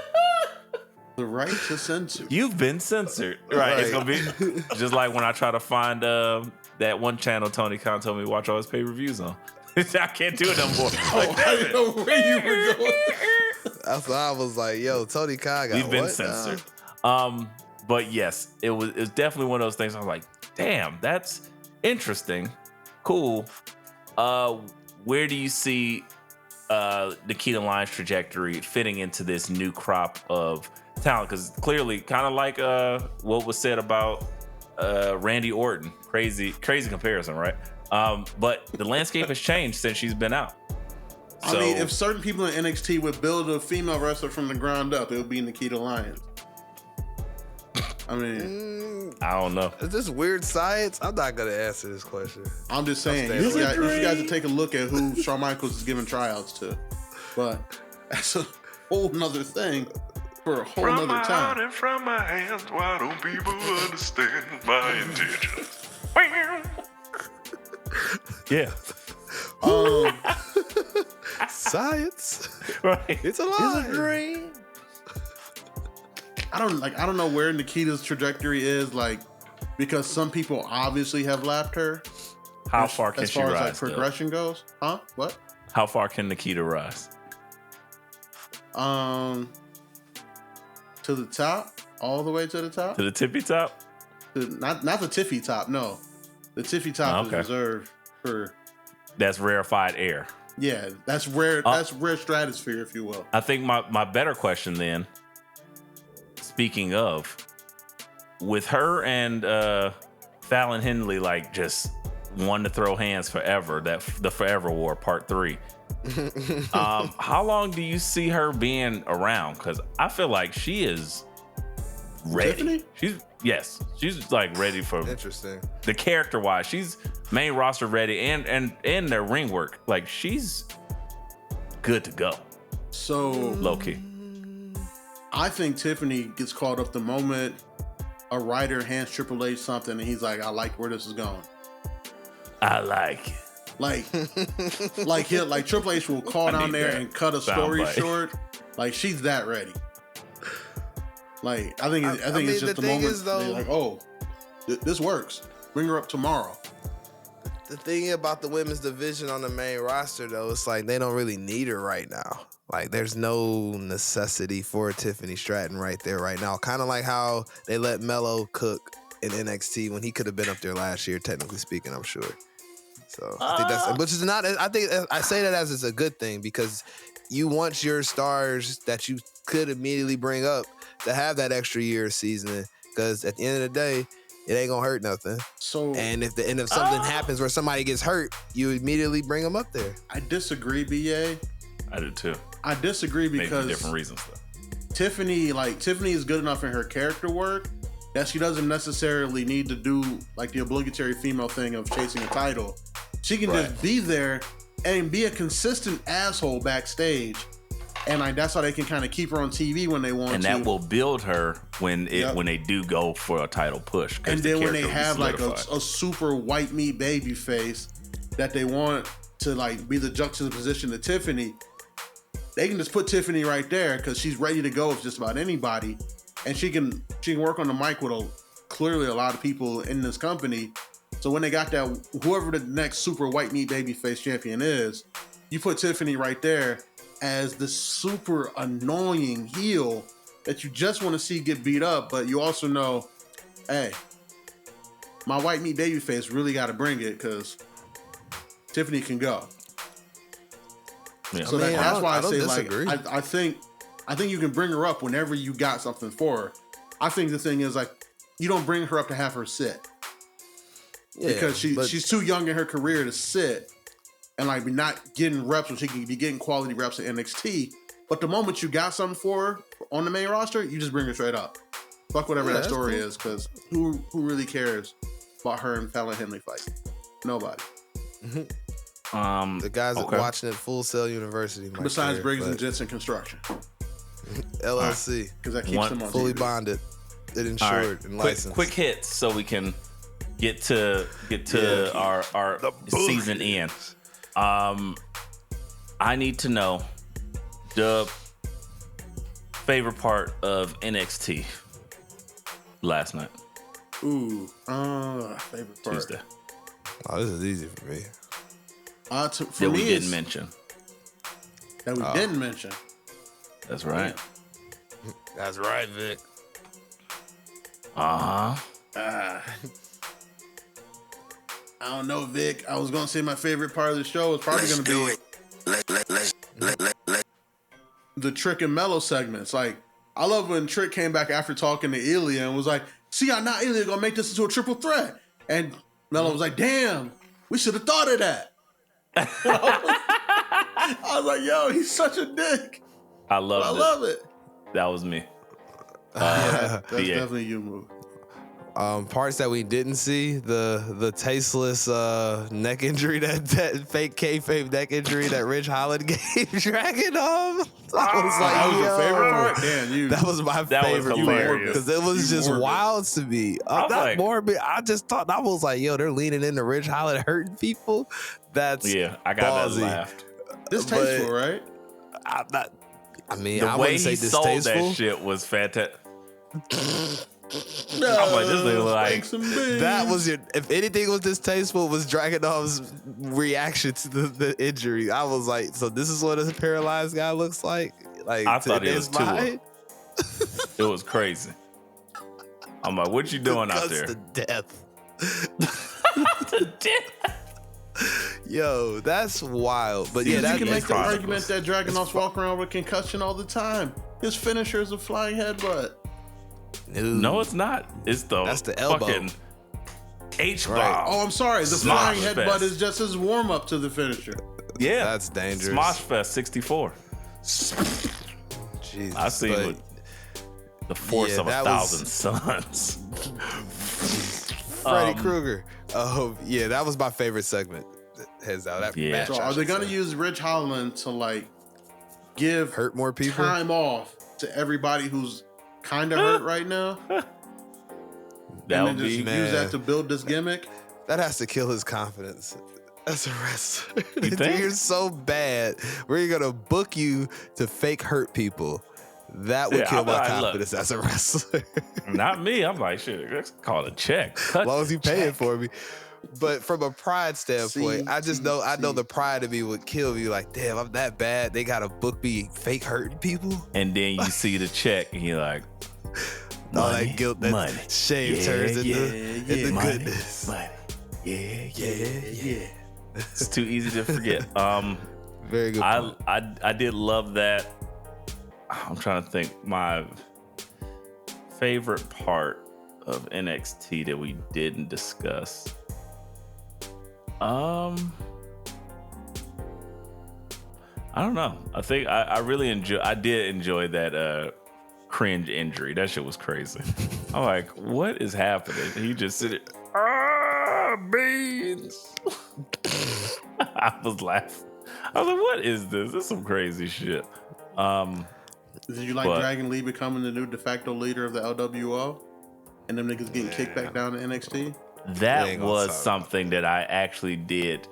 Peep was like, because Garza's grandkids are going up. Yeah, they just like palette swap. Palette swap the Hispanic community. That's crazy. Legado. Basically. Legado. But to E-Ray's point, as far as quick hitting, anything else in NXT talking about, I think we pretty much covered it off when we get to NXT Underground is back. Are we excited? Do we get dancers? No. Nobody cares about Dijak and DJ Nightwolf in a rave in a basement for Full Sail Troy University. Bearhill. I don't know. That sounds like a cool party. Yeah, you trying to hit that party? No, Cops ecstasy. and Molly? No? No, it's ain't 2009. No man. sweating. It's not pure no more. You're right. Damn right, it's a drought. All right, well, guys, that has been what we have for you for this week. But as it is the year end, and we're about to go on a nice, sweet hiatus after Friday, so it won't be any more wrestling for the rest of this year, or at least for the holiday season. Yeah, they stopped. It's time for us to reflect. Let's get back and look at our second annual look as we've done, and give our awards as hold on. Guys, it's our second annual The Bookies. Yes. Shout out to Michael fake Scott. music. There we go. Yeah. Let's get the applause going. We gotta have Hip Hop Parade, just the intro. There we go. We'll use that instead. Hey guys, it's E-Ray, the quasi-bad guy. We got Dub and B.A.D.B.I.C. and we're talking about the second annual Bookies. Yeah. Yeah. Well, Let's do it. Let's do it. Tone, tell us what we need to do, Tone. Let's do it. Damn right, There it Tom. is. Let them know. So as E-Ray said, 2023 second annual Bookie Awards. So with that said, like we started off last year. I'm sorry. What'd you say, E-Ray? I'm sorry. I was gonna ask. You want to just go through these? I'll kind of run us through them. Yeah, I think we should all just individually do our own, and then instead of going back and forth, Oh, okay. or whichever order. Or I was just gonna say, run let's through just it. take a few here. Dub. Tag team of the year. Let's start there. Oh, starting with tag team of the year. Yeah. So Gotta say the best for last. There's an order to how this show has to go. okay, Yeah, fair enough. fair enough. I took it from BA's picture he put in the chat, and I put him down that way. Oh, that was Scatterbrain 2022 Yeah, I was VA. saying- That's fine. You never leave with you don't blow your load as soon as you get into the gate. No, you Yeah. can't do that. It's got Oh, he 10 said, to 1. you don't? Oh, We don't count I've been down doing from this 1 all to wrong 10. all It's my 10 to life. 1. Oh, well, That's why they mention don't call back. need to My make some bad. calls, guys. Tag team of the year. All right, guys. Let me hold on. If you believe yours is the only way, I'm going with the Judgment Day, and by the Judgment Day, I do mean Finn Balor and Damian Priest. They started off the year having heat with each other over the briefcase and Finn not getting the title. And then Rhea said, no, y'all gonna go win these tag titles. And they won them, and it's just been greatness ever since. They put on great matches. And I'm just a big fan of their work together as a tag team. So I'm going Finn, Damian, Judgment Day. That's what I got tag team of the year. All right, BA, what you got? Give me the Creed brothers. They are, even though they haven't accomplished a ton yet, they are primed to be one of, if they let them be a tag team, which I don't know why you wouldn't let brothers do their tag team thing. They'd be one of the greatest tag teams of all time, as long as they let them keep doing their thing. And we're starting to see that greatness on the main roster now. We've been seeing it on NXT all year. So Creed brothers, brother. I really do like that pick. I was thinking about the Creed brothers, but I feel like I gotta give a ode to you picked Cruz and Del Toro, didn't you? How'd you know? Because I've known you for Give 10 me plus years. a keg of beer. In the end. I've known you for like 15 years, man. I know how you think, man. No, I gotta give some shine to my guys that allowed Dub's picks to be who they were. And I'm talking about KO and Sammy. The run they had. Them. Way exactly. The run that they cooler had than the Judgment Day, right? really did the things, and it was really taking people there. It was fun. And then you had to get the Judgment Day, so they needed that good rival, and that's what it was. So I'm gonna pick KO and Sammy. I think that was really fun how they did it, and it was like what we wanted to see. And week in, week out, they gave us what we wanted until they were allowed to relinquish those titles to the other side. Won't you reach the other side? That's right. Can we give them theme song of the year? That should be a theme. That should be a category. I'll add it. Yeah, I would say feel free if y'all just come up with some other categories to fill. I would love to have those. That is. I mean, we can talk about it. You just kind of stumbled us into it. Yeah. Theme song of the year. We know Dub's pick. I mean, we've had a great year of butt rock theme song. Facts. Every year is a great year for butt rock theme songs in wrestling. Pause. Every year is a great year. Yeah, that's true. And wrestling knows no time off from the butt rock. Exactly. Wrestling is butt rock. Wrestling is butt rock. They're synonymous. BA, your theme song of the year. The oldie but goodie of Pop Me the Biggest this year. Have to be the Cult of Personality, man. Okay. It's hands down. Even the 2023 remaster. A lot of people don't like the remaster. The remaster don't bother me at all. Still hit the same. I was just wondering. Yeah. A lot of people are on the internet. I mean, they're dweebs, but you know. I've been told to go against the crowds. Always go away from the crowds, so it doesn't bother me. We've seen you arguing with people. Here we know. It's been a long time. Try to be better. The Cult of Personality. E-Ray, theme song of the year.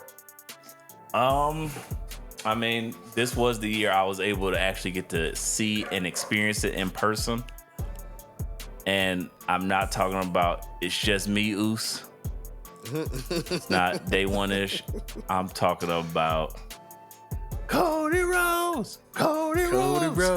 Cody Rhodes. Classic. Whoa. Can't go wrong. That shit slaps. I will say there's something So about powerful. seeing that entrance live. It feels like you're seeing something important. Yeah. That entrance alone, like, oh man, everybody doing this whoa, like, yep. Yeah. Something And important you just happening. saving up for it too. It's like he's like, lend me your powers. And it just feels good to happen. You just saving up for the date on Friday night, and you drinking a lot of coconut water and pineapple juice. Yeah. Oh, for what? For sure. Whoa! Sorry. My father said when I was young. You'd understand this feeling. Yeah. I blew it all away. Guys, yes. Honorable mention. I think we put Seth Rollins. Yeah, I mean, that's the consistency. Too. That's the consistency powerful. of the theme of the year. I mean, the theme of the year, consistency of the year, and evolution. Because I would argue pop of the year goes to LA Knight. Maybe. We was there. We heard it. I know, but that Cody pop was insane.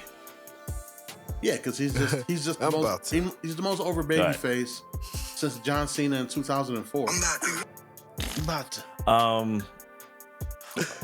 Okay. What's go next with on the bookies? You know what? Let's jump around. Let's go with greatest non-booked moment of 2023. Oh Lord, I'm gonna ask. Can I go first? You damn right. I'm looking at you.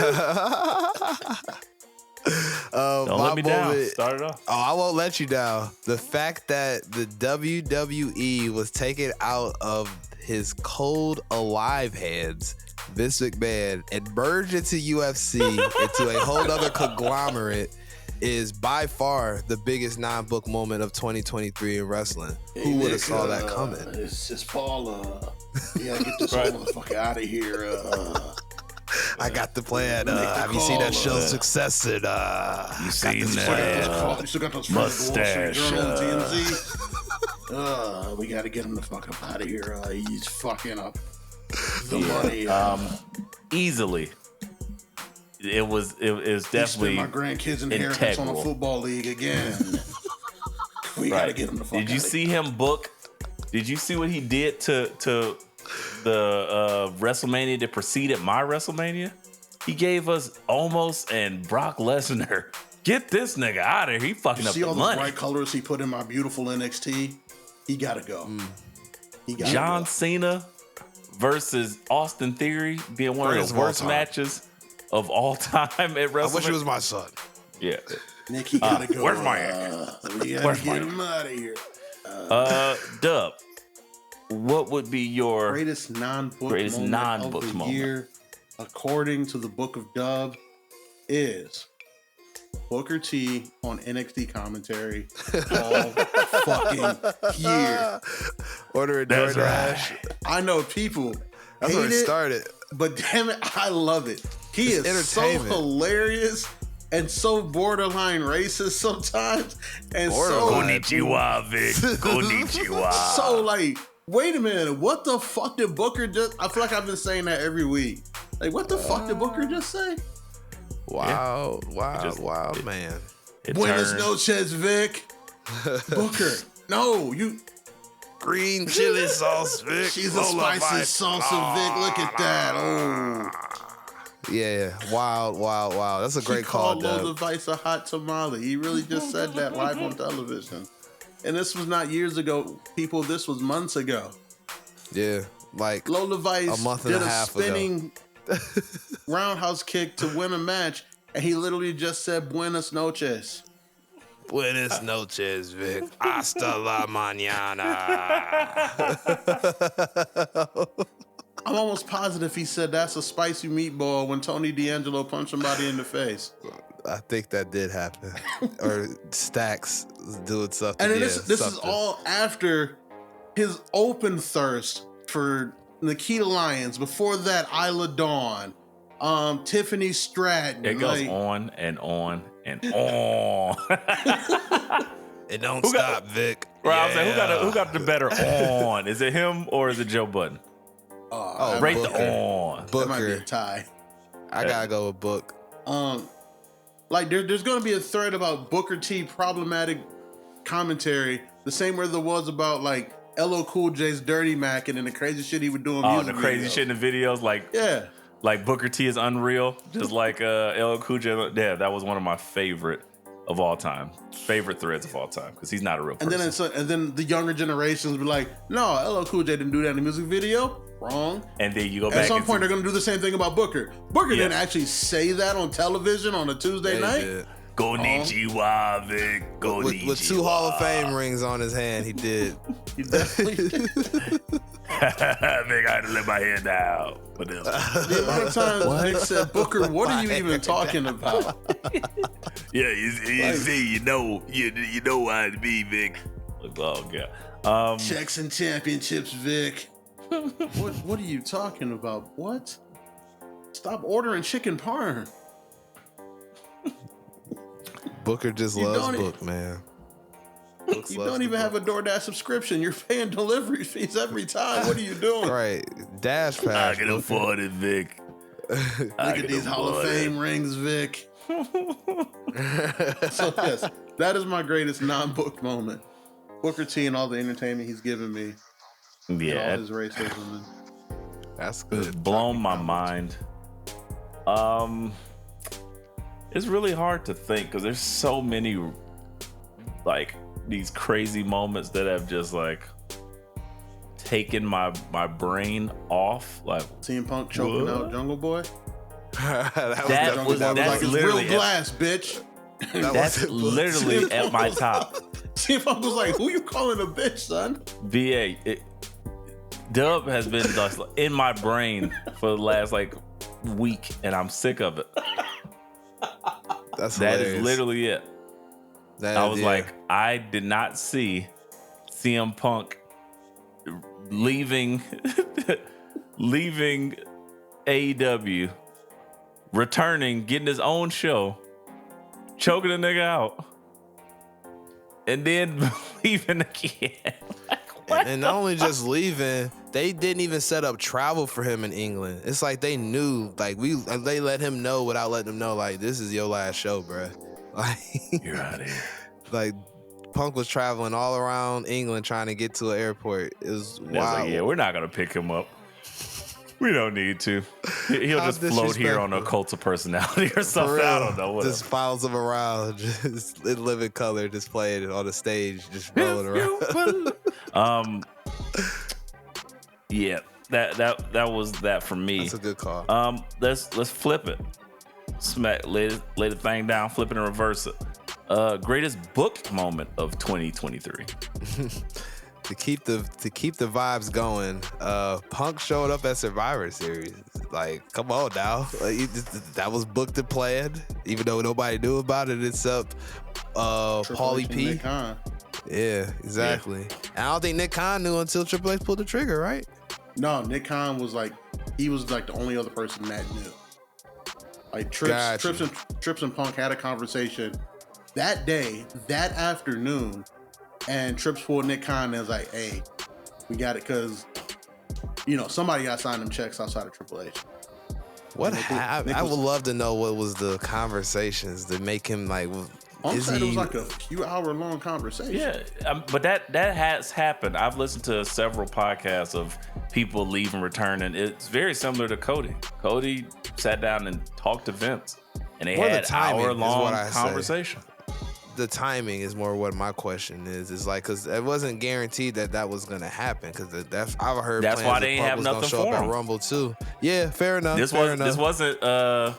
They left the open spot. Who's going against Seth Rollins? This wasn't right. That. True. This was just like if we get done in the 23rd hour. Which is even more shout out to the booking of this, because they booked it like they make you think like, oh, if he is gonna show up, he's gonna be the fifth man. So to further like twist and turn people in the wind. And they killed that shit. It was like, did a great job. And you usually don't see unveils like that when they threw up the copyright signage and everything. Like that's usually your sign, like, time to go to bed.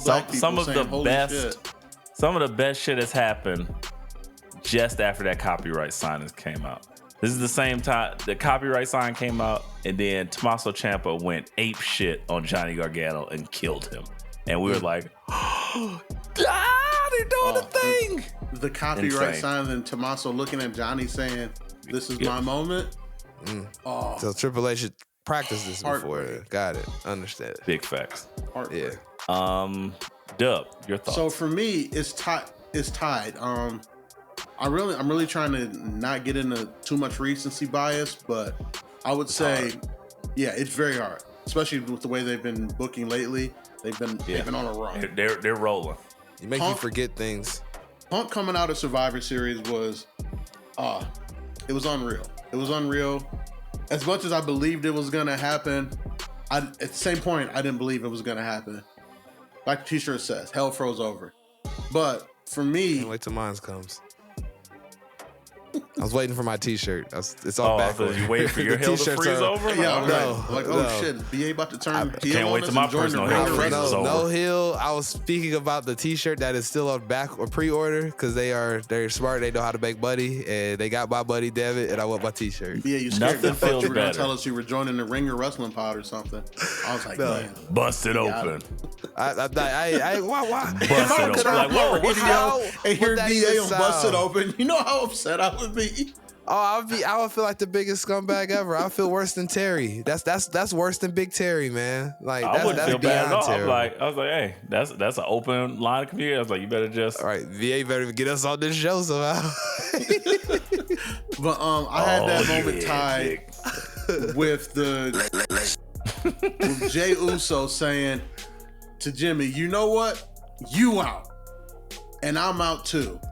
And the super kick heard around the world. Good call, Dub. And like until Survivor Series happened, that was my book moment of the year. Because again, as much as you thought it was gonna happen, and like you guys know, I was the one proponent saying it. It's always been about Jay. Well, It happened. I'm gonna again. I'm Dub. Dub always calls out the one thing. I gotta go. Last time I had to rewind. This time I think I'm gonna fast forward. Well, no, I'm gonna rewind. I would say before that, stick with the bloodline. Best book moment was when Jimmy Sammy. and Jay took on Roman and Solo, had a 45-minute match to end the pay-per-view, and ended with Jay pinning Roman for the first time in like 3 years. That shit felt insane. I was like, "Woo!" That's literally what led us to believe, oh, he's taking that belt. That's what we have solidified in our thoughts, that it was going to happen, or the spark came from that. And I was like, wow, that's a fantastic start. Could they really do this? And I was like, oh shit, they are doing something. And SummerSlam's right around the corner. That's what did it for me. And I was like, oh, I remember I was driving home from that. What is that Money in the Bank? Yes. Yeah. Yeah. I was driving home from Austin, Texas with the phone, sitting there just watching that shit with my car on autopilot, just cruising. Liz was like, yeah, this is great. And I was like, oh shit. Then I'm already about home, but I was like, I'm hungry. I'm gonna stop and fucking Jack in a Crack. And I'm sitting there watching this match in Jack in the Box, like as in the drive-thru. They take it forever. And I was like, oh my gosh, this is fucking incredible. And then as he pinned him on my way, I'm still driving home. I'm like 5 minutes from my house. I'm going crazy. Like, I don't believe I just seen that. I can't wait to tell Big AR what just happened.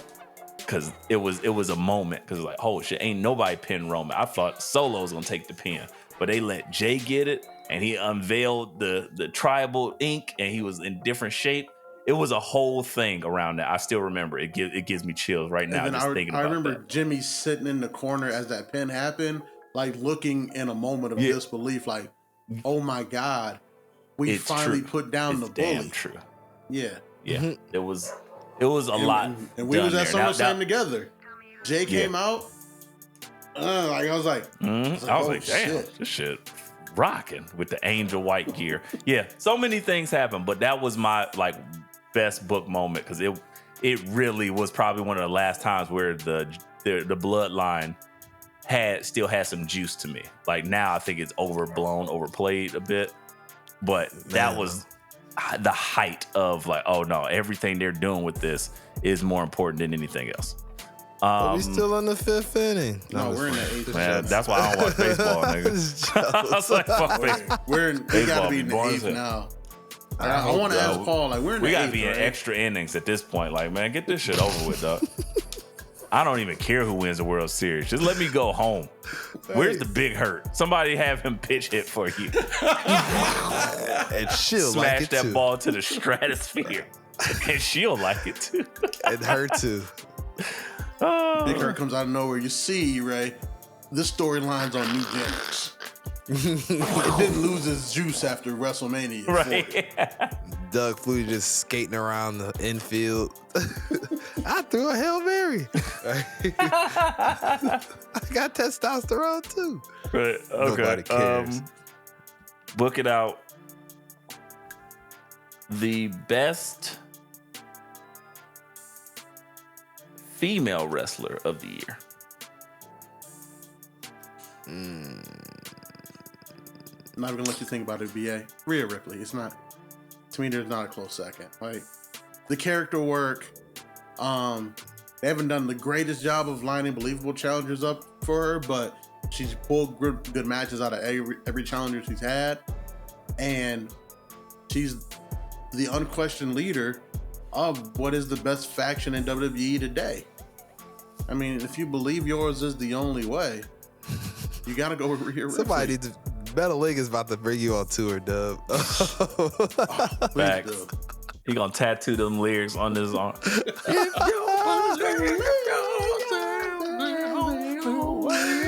Oh man, I'm gonna switch it up on you, Dub. I'm gonna switch it up on you just because this particular women's wrestler had a run I didn't think that she could still even do anymore. Trish Stratus. Trish Stratus. I gotta give Trish Stratus her flowers because she had some very good feuds. I didn't think she could still do that kind of stuff anymore. She got some great feuds. Shout out to Trish because shout out wrestling only. Shout out to Trish. Such good Eddie, right to you. Love that wrestling. Watch that wrestling all day. Thank you, Trish. Love how to work. I don't want her to come and slap me. Thank you, Trish. Thank you. Going. Yeah. Please don't hit me. I would say, as much as I love Rhea, I love the gimmick. I'm going here for the run, and I think I got to give it to Becky Lynch. Ooh, okay. Because of the run she had on the main title picture, then dropping that and thinking like, oh shit, what's she gonna do? Where's she gonna go? Then going to NXT and winning the belt. And then rocking that bitch for a couple months, like, oh shit, this is exciting and it's important. And then dropping it and then coming right back to the top and doing some more shit. I was like, I'm impressed. I could give it to Bianca Belair every year, honestly. But I could tie them. But I'm thinking just for that kind of what she did for NXT and like really watching those matches, specifically Tiffany Stratton. The match with Tiffany Stratton was fucking lit. I was like, I didn't expect this at all.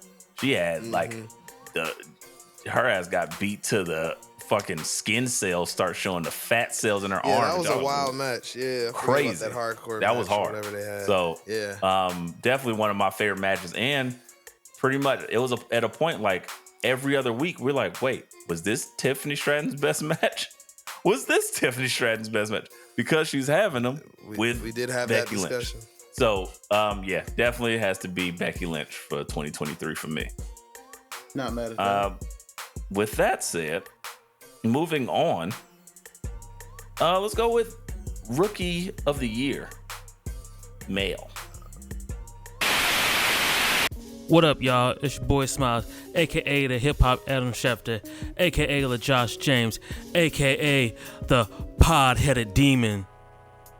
I just wanted to let y'all know to tune into my show, The Music Impulse, Inside the Anartiverse, every week. On this show, you got me doing one-on-one interviews with different people such as podcasters, artists, entrepreneurs, all types of people. You might even check out some of my episodes where I got family on it. You know, just get to know me a little bit more.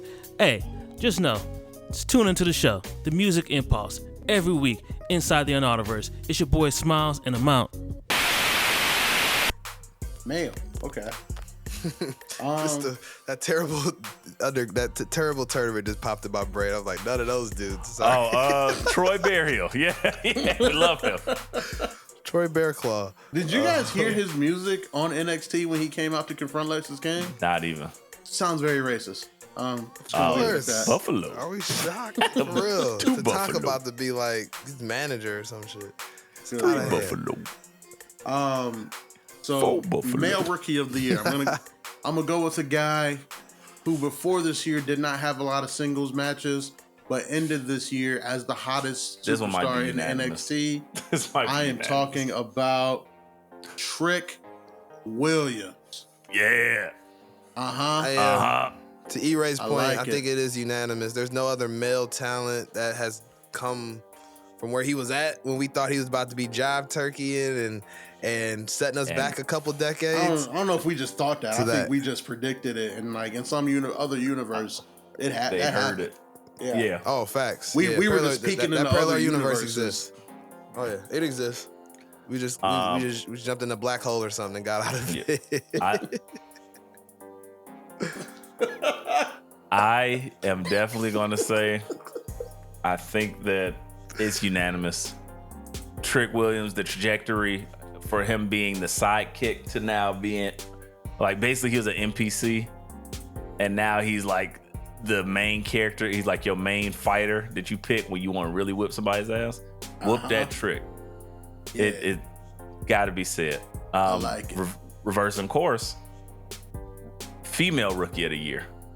I think this might be unanimous too. But BA, It's let Tiffy me start time, with right? you.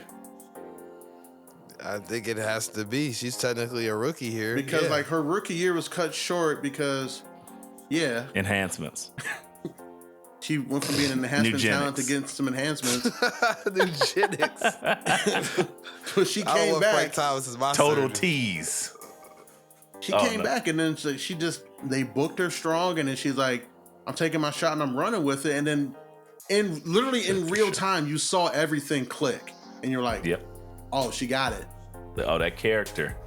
Oh, the match, like it just, it literally Like just started she to. dropped the whole daddy did this and daddy did that thing to just being an asshole rich kid, but also being a super athlete. And you were like, you got it. And then they put the strap on her. Pause. Whoa. And then she started having Ooh. some of the best women's matches of the year with Becky. And yeah, Tiffany Stratton all the way. All the way. Those are facts. Big fans over here. Big fans. Yeah. You Tracks. agree, BA? Yeah, I mean, nobody had that type of run. As far as the things she did, and I convinced him he was going to say Fallon Henley. I wasn't gonna say Briggs and Nah, Jensen nah, LLC, you know who you fully was gonna bonded, say. licensed, and insured. Oh, that's who I'm gonna say. You And know those are who the I was facts, gonna say. Jack. Yeah. I think it's pretty easily put. Our rookie of the year has to be Tiffy time. She's killing it. She's clicking. But shout out to Lash Legend. Definitely Yes. somebody I Honorable also did not mention. see. Honorable Honorable mention for sure. Runner She up. might be next year's rookie of the year. I would She's say just now starting to really get solo matches. right. And that, again, similar with Trick. So I would say that's where I agree. I think they may have a similar trajectory. So shout out to her, and hopefully she continues to reach those heights and stay away from horny Otis, because Man, when them legs get to going, that looked like something from that movie Sleepaway Camp, and that is not a compliment. Very problematic, and that's all I'll go say. If you want to go see what I'm talking about, go watch Sleepaway Camp. There's some questionable scenes in that movie. But continue, E-Ray. Speaking of questionable, let's go with male wrestler of the year. Who we giving it to? Dub, I'm gonna start with you. I don't know if there's any other answer besides Seth freaking Rollins. The run he's on with a broken freaking back is generational. Like, the feud to get that title, to get that title beating AJ Styles, that already puts that title on a pedestal. The run with Bitter Balor going into SummerSlam. That we just knew was going to take that belt from him. We knew. That was the best shit they had ever written for Finn Balor, and he executed it perfectly. And they were like, nah, we're just going to keep this on Seth. And then for him to do that, and then the open challenges, go down to NXT and show Braun Breaker, like, this is what the best wrestler in the world looks like. Don't blow yourself up, kid.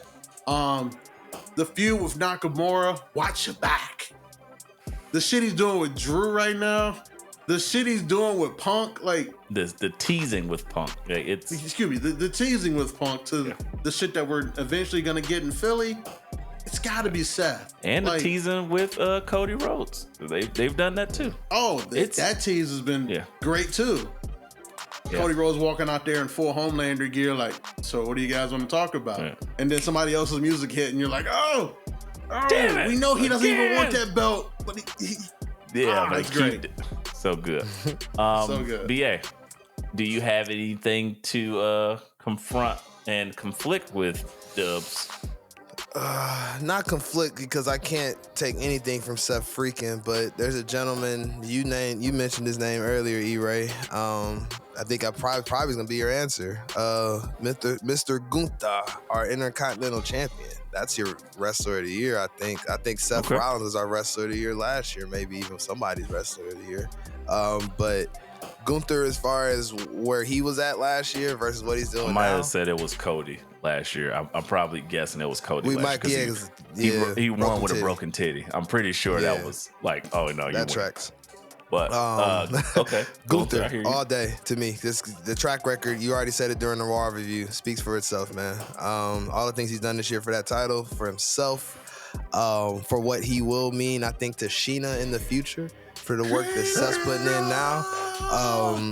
Yes, Gunther all day, Wrestler of the Year for the males. Man, I am conflicted. This one is hard as hell for me, because can I get? Let me ask. Can I get a little bit of runway or no? Why not? It's the last year show of the year. We here. Come on, brother. So if I had to give the runner ups, and I'm considering mad promotions here, so or mad wrestlers in multiple promotions, I'm going with probably at number 6 MJF, because the work he's been able to do consistently with that belt, getting over injuries, be damned, himself or feuding partner or storyline partner, he's been really, really good. 5, I would have to say probably, this is tough. I want to say Sammy, for all the shit he did with the bloodline and overcoming the bloodline and facing Roman and getting that belief in us to believe what he was doing, and that was incredible work there. 4 or 3, I should say, would be, man, I think it's gotta be Swerve, because just he went from trying to be one of Triple H's guys to being just another guy on AEW, but he kept having something, whether it was the lies, false accusations with Rick Ross. Accusations! False accusations. The one and only time Rick Ross showed up on AEW TV, they were like, yo, this guy's cussing entirely too much at 8 o'clock hour. He's got to go. To then having white slaves. Oh, yeah. Man, he did it all. To then going with the mogul embassy. and him and Prince Nana have taken off. This nigga can't go nowhere, and that dance, the matches he's had with Hangman, with John Moxley, shit's insane. So he's my number 3. He's done all the things. Yeah, I would hope that he becomes the first black AEW champion. I am praying for this because that is gonna make me start watching more AEW in 2024. Number 2, I'm going to say Gunther. He is the number 1 longest Intercontinental holding champion. Is that correct? I believe that's correct. He has had crazy matches, beating everybody's ass, really good matches, and then lately he's been showing a lot more on the mic.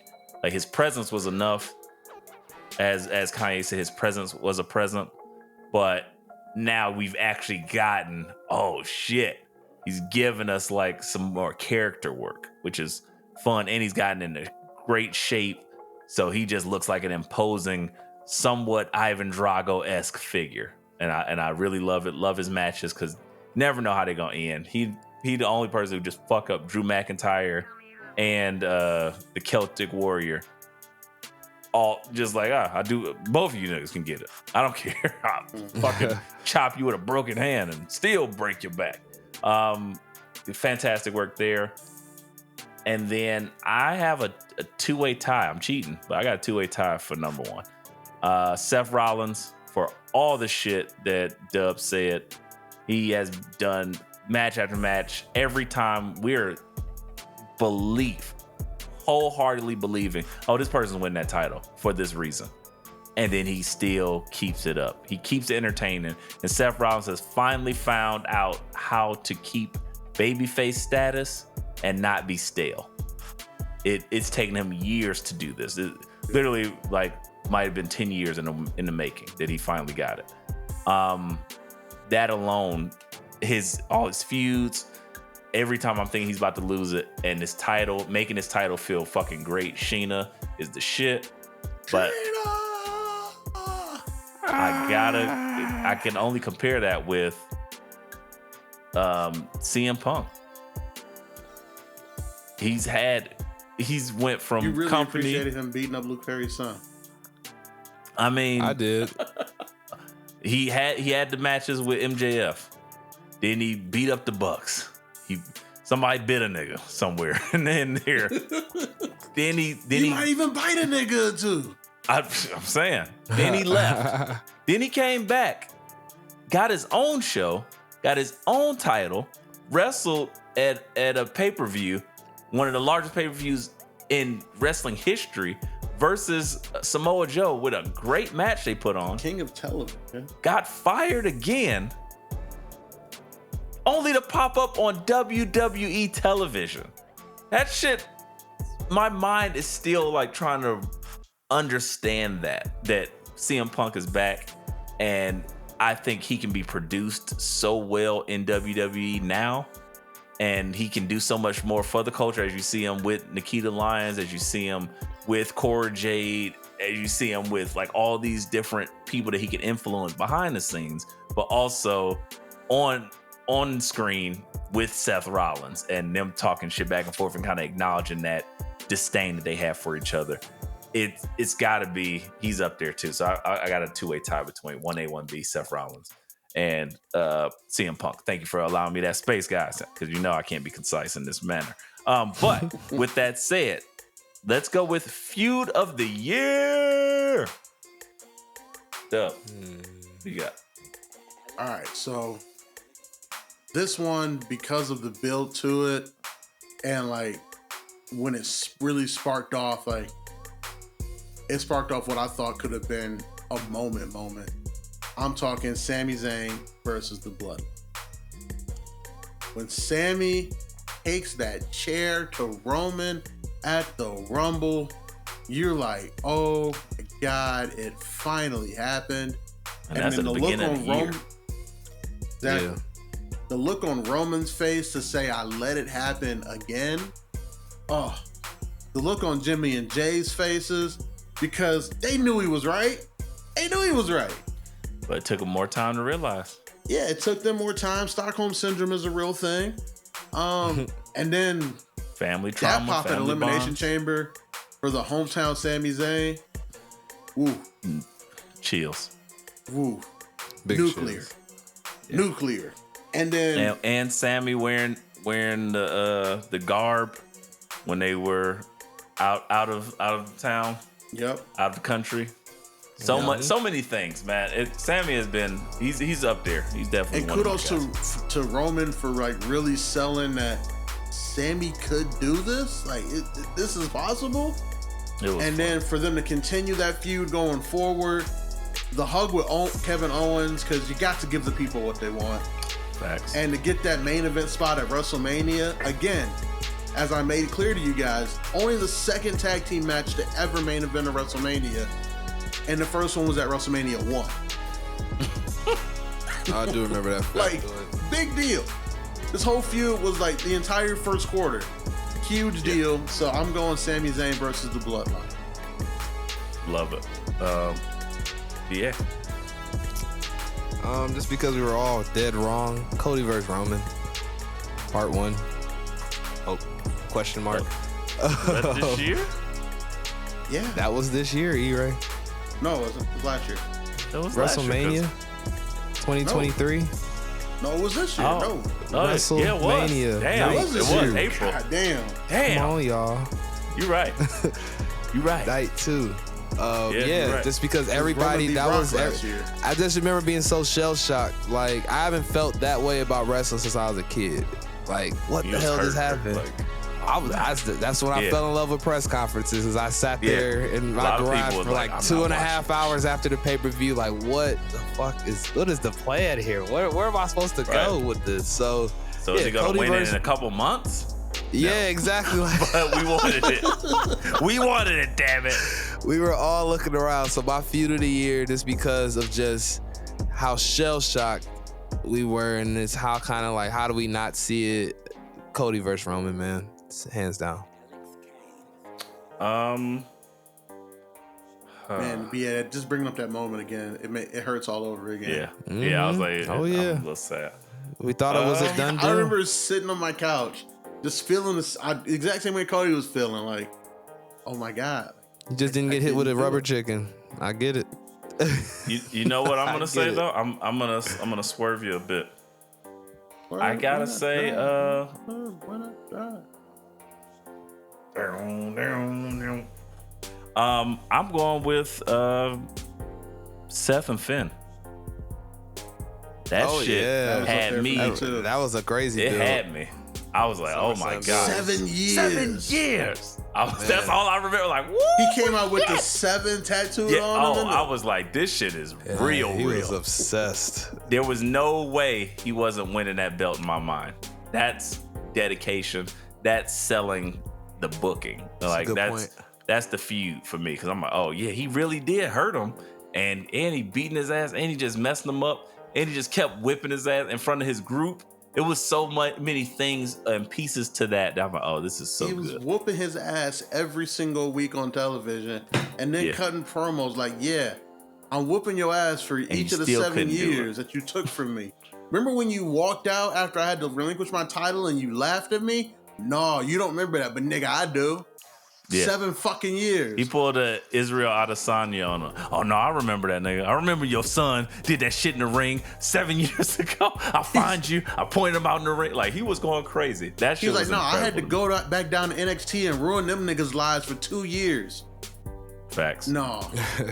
you different. just get that. Okay, as we come to a close, we got a few things left.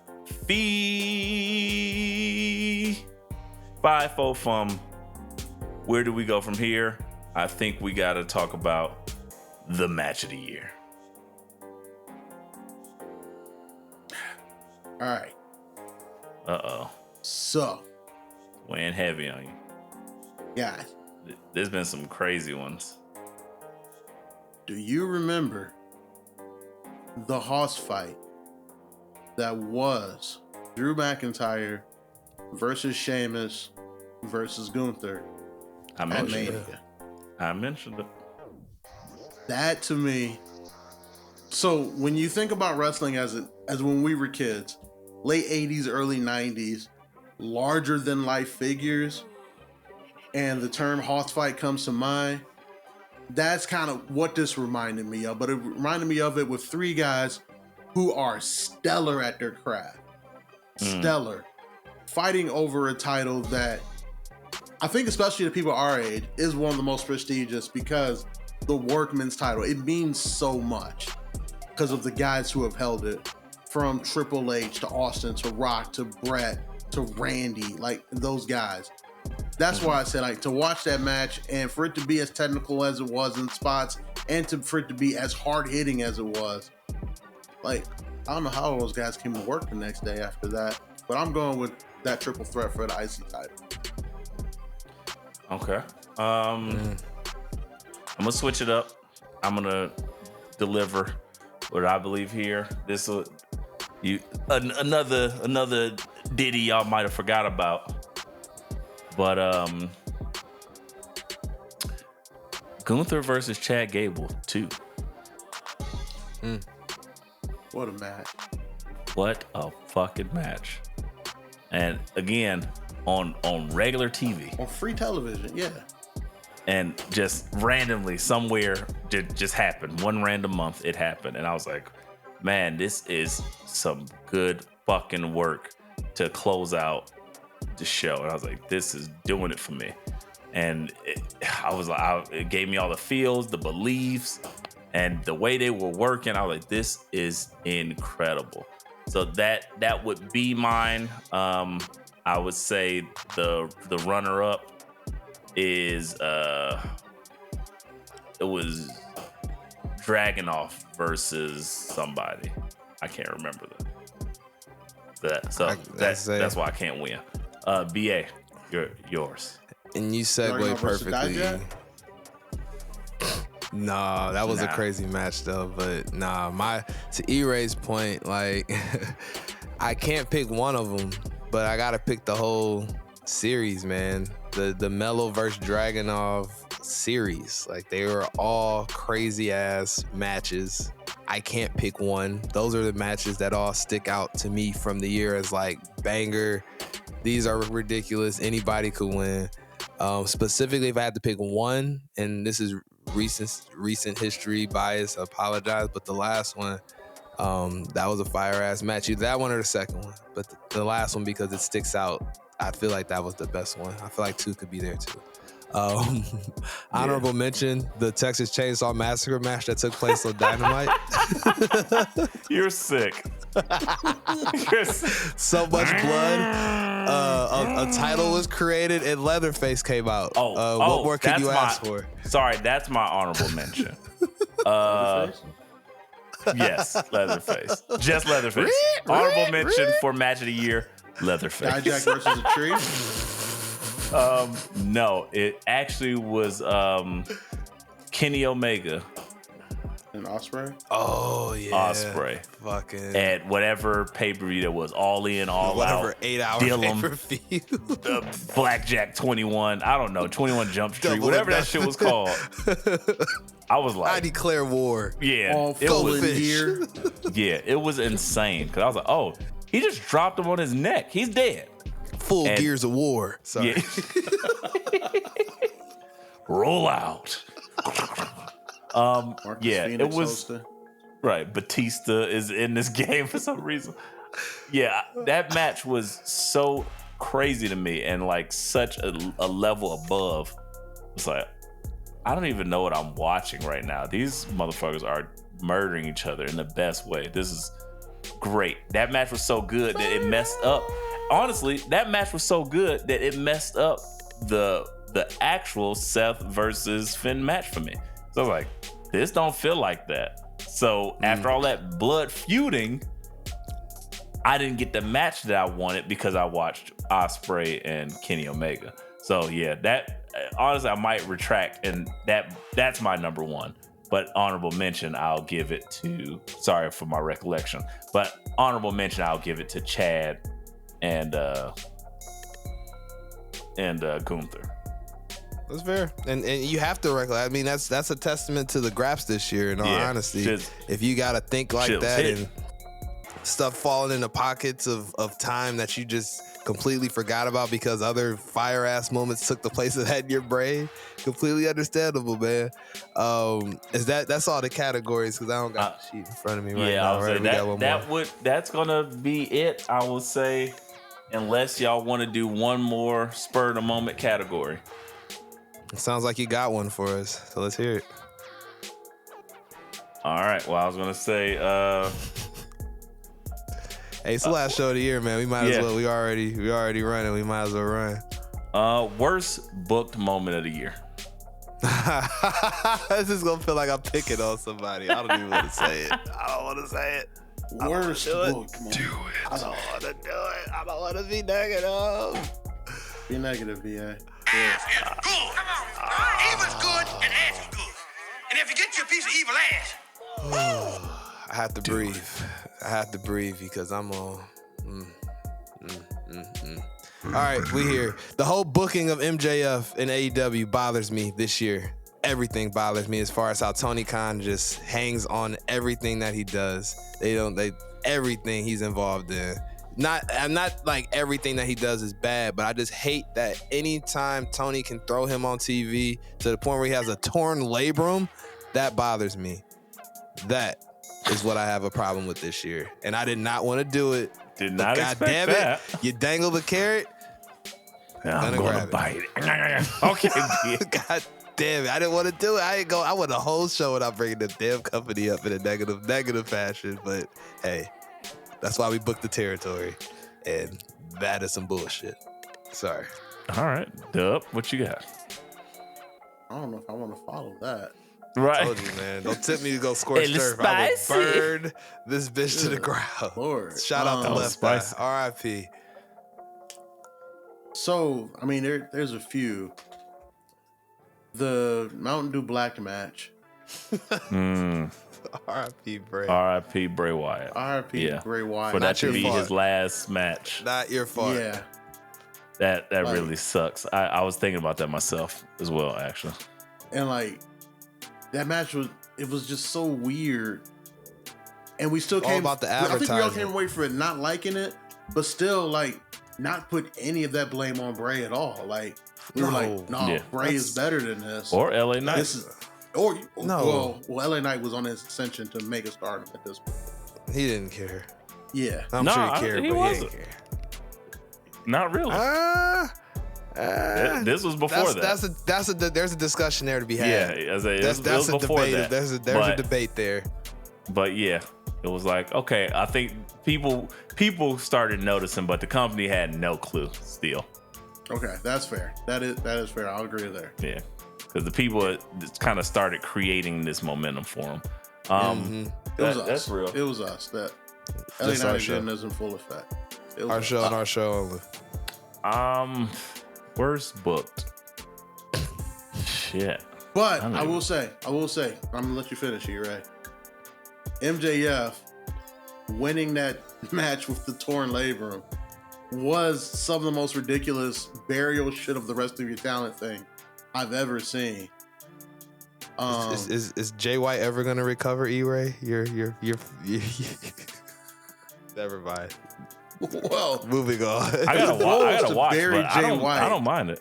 There was someone who E-Ray dug the hole, so I like ready to it. kick Jay White. He's been waiting. And E-Ray was like, he just got the tombstone. You know, it take a while to get a tombstone. He got that. Jay White ain't the guy. Waiting for the He's body. not the guy to win it. He's good, but he's not the E-Ray guy. already got that tombstone on pre-order. Bang. Yeah. Bullet He Club just needs to know Gold. like what the last digit to put on the year. Are we putting the 3 on the last digit or are we putting the 4? If you ask E-Ray, you're putting the 0 on it. Like he won over in 2020. Bang. They're talking for me. I'm not saying nothing. I'm just, you know, trying to think. Worst booked moment of 2023. Ooh, I can help you, E-Ray. How about Juice Robinson dropping the worst joke ever and the worst timing ever? That could be up there. God. I'm not gonna say why. Planned. Nope. That But was a no. planned spot.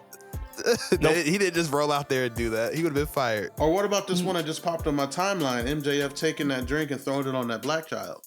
That didn't go over that got well. us. Yeah, that got me in a whole Twitter. Yeah. Shout That out didn't to go over Strictly well. Protocol And then Show. lucky for The MJF, homie. Juice Robinson did that spot a couple weeks later with the quarters, and people seem to forget that he just grabbed his drink and threw it on a black child. Yeah. And there's a whole nother discussion there. But Full of vodka, I believe. They say it was an alcoholic drink too. To throw. I got nothing, guys. Y'all got me.